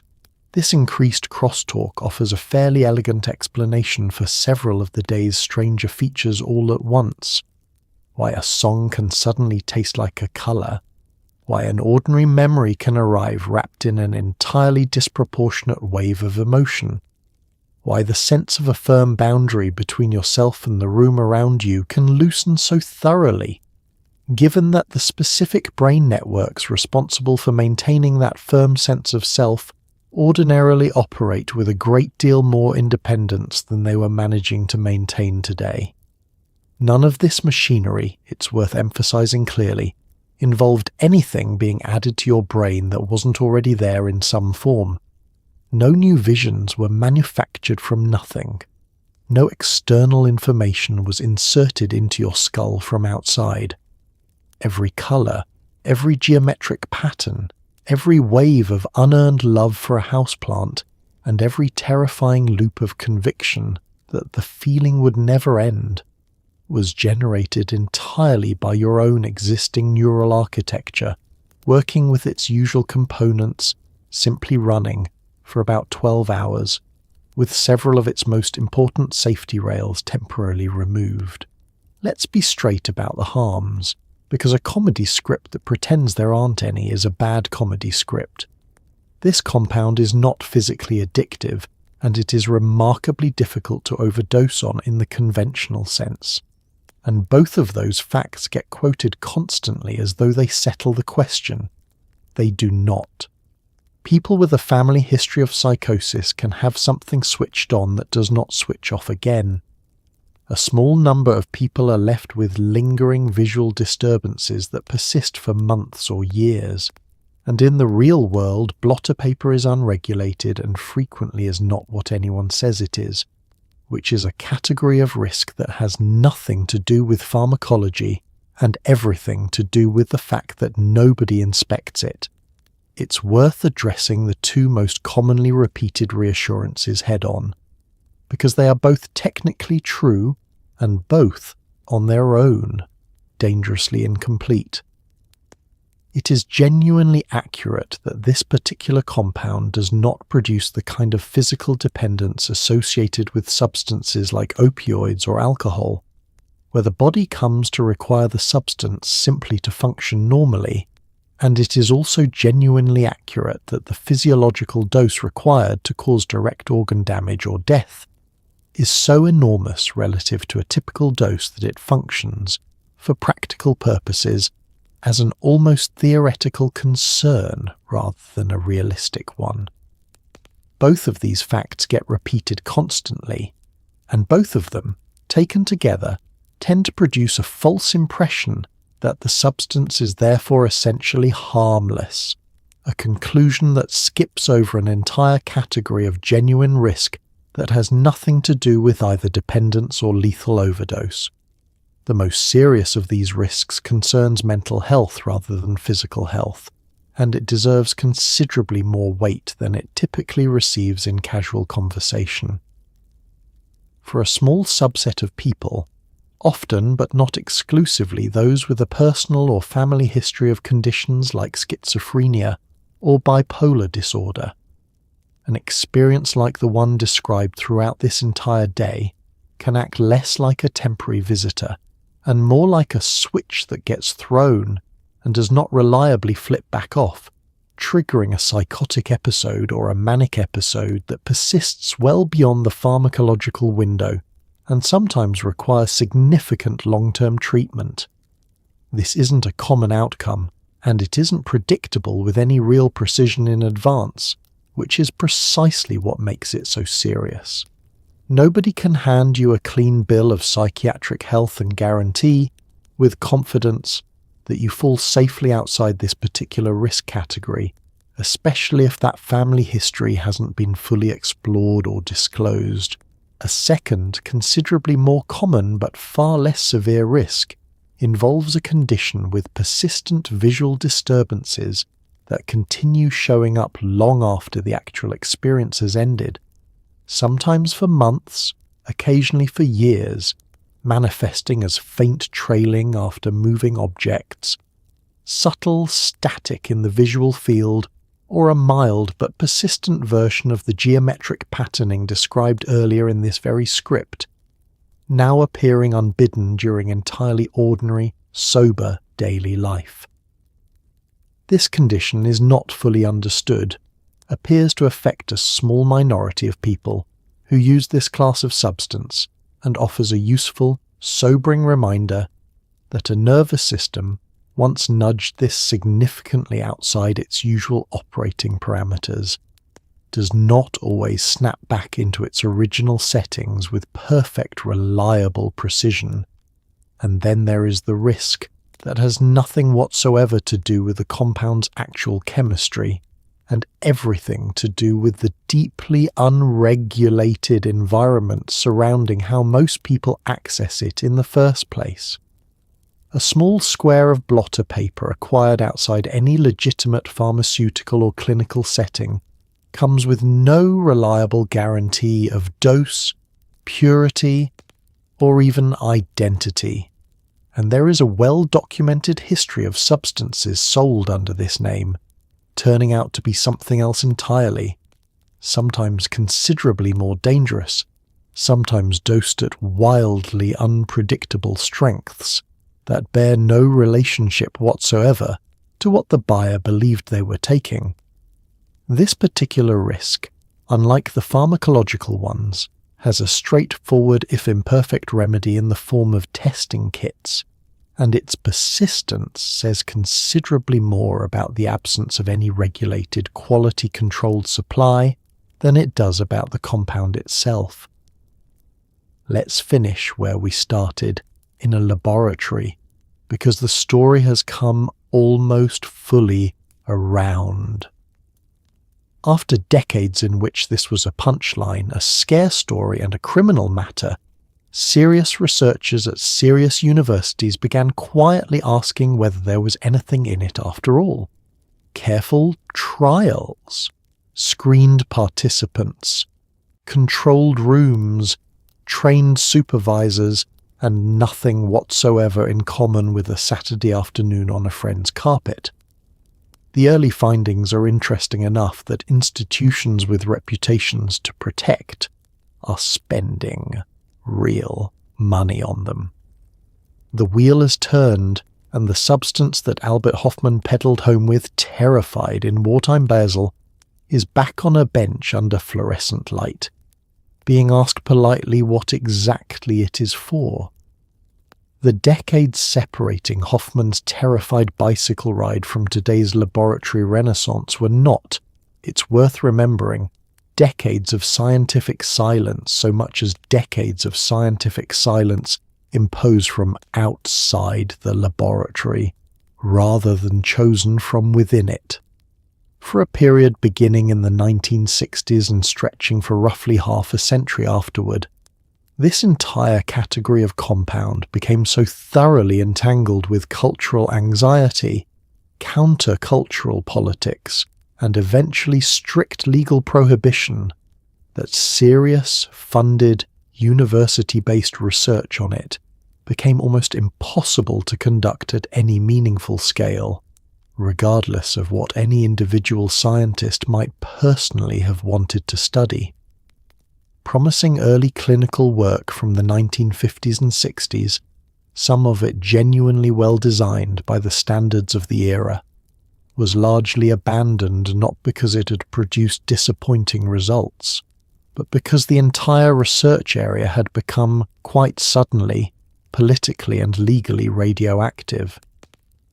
The slow return to legitimate laboratory settings began modestly and cautiously, small teams at a handful of universities securing the considerable regulatory permissions required to work with a substance still classified, in most countries, among the most tightly restricted categories available.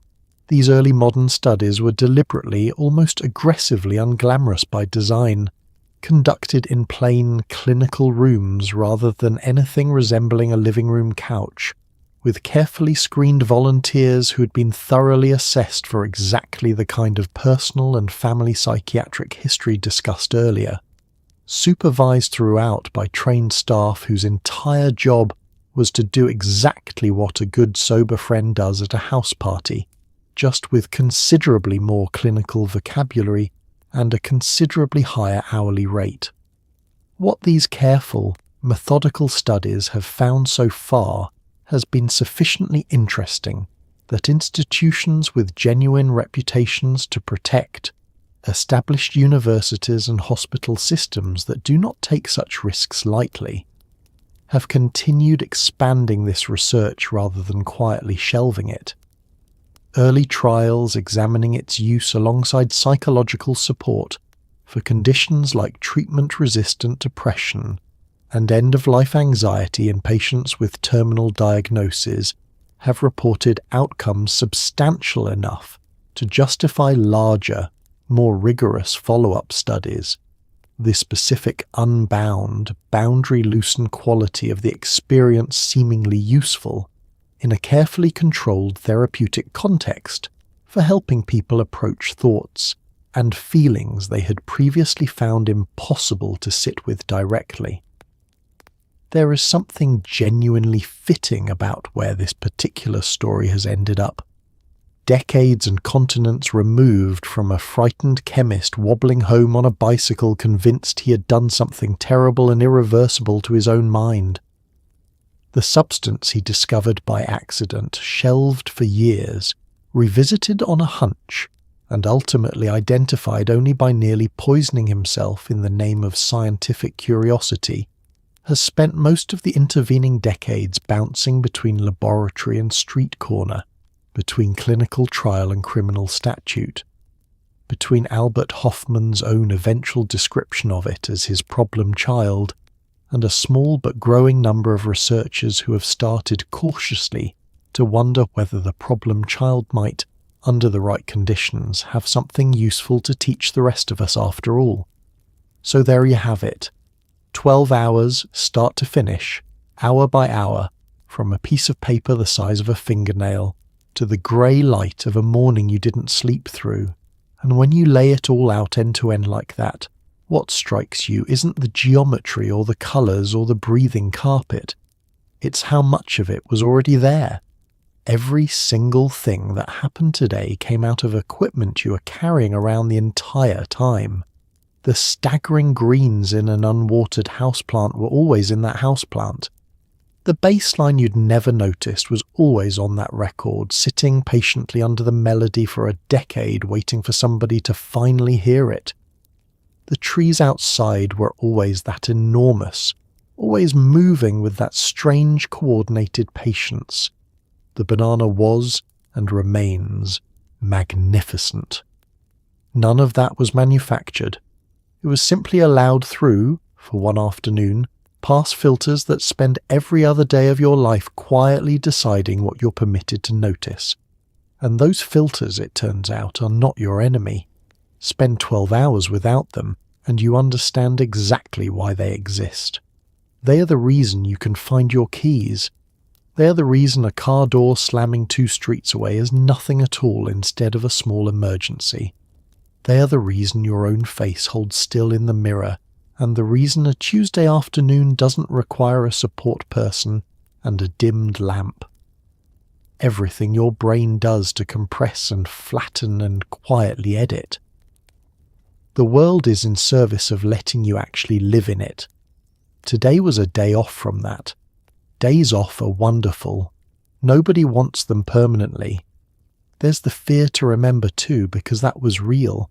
That stretch around hour 5 where a slightly quick pulse turned into a tightening loop and a conviction, absolutely unshakable at the time, that it would never end. It ended. It always ends. That's the quiet lesson buried in the worst part of the day, and it's not a small one. Your certainty and your correctness are 2 different animals entirely, and you can hold something with total conviction and be completely, comprehensively wrong. The lamp knew nothing. The lamp was just a lamp. And spare a thought for Albert Hoffman pedalling home through his wartime Basel, convinced he was dying, with a lab assistant beside him, and absolutely no idea what he had walked into.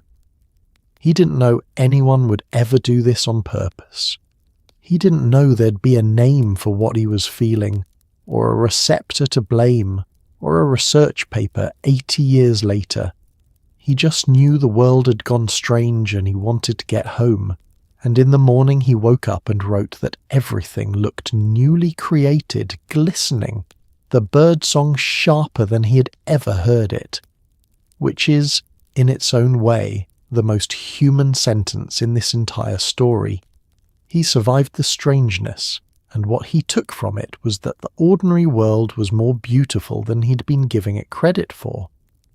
That's not a bad thing to carry into sleep, because the truth is you don't actually need a square of paper to notice the colour of a curtain in late afternoon light.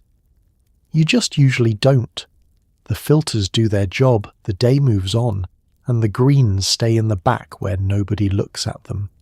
Tonight, wherever you are, whatever time it is for you, the ceiling above you is holding perfectly still. The carpet is doing nothing at all, and your own face would be entirely recognizable if you got up to check. All of that is a gift, a boring, reliable, deeply underrated gift. So let your shoulders drop. Let your jaw unclench, because you've probably been holding it without noticing. The room is exactly the size it appears to be. Time is passing at exactly the rate the clock says it is. Nothing in here needs your attention. Sleep well. The world will still be quietly extraordinary in the morning, whether or not you're paying attention to it.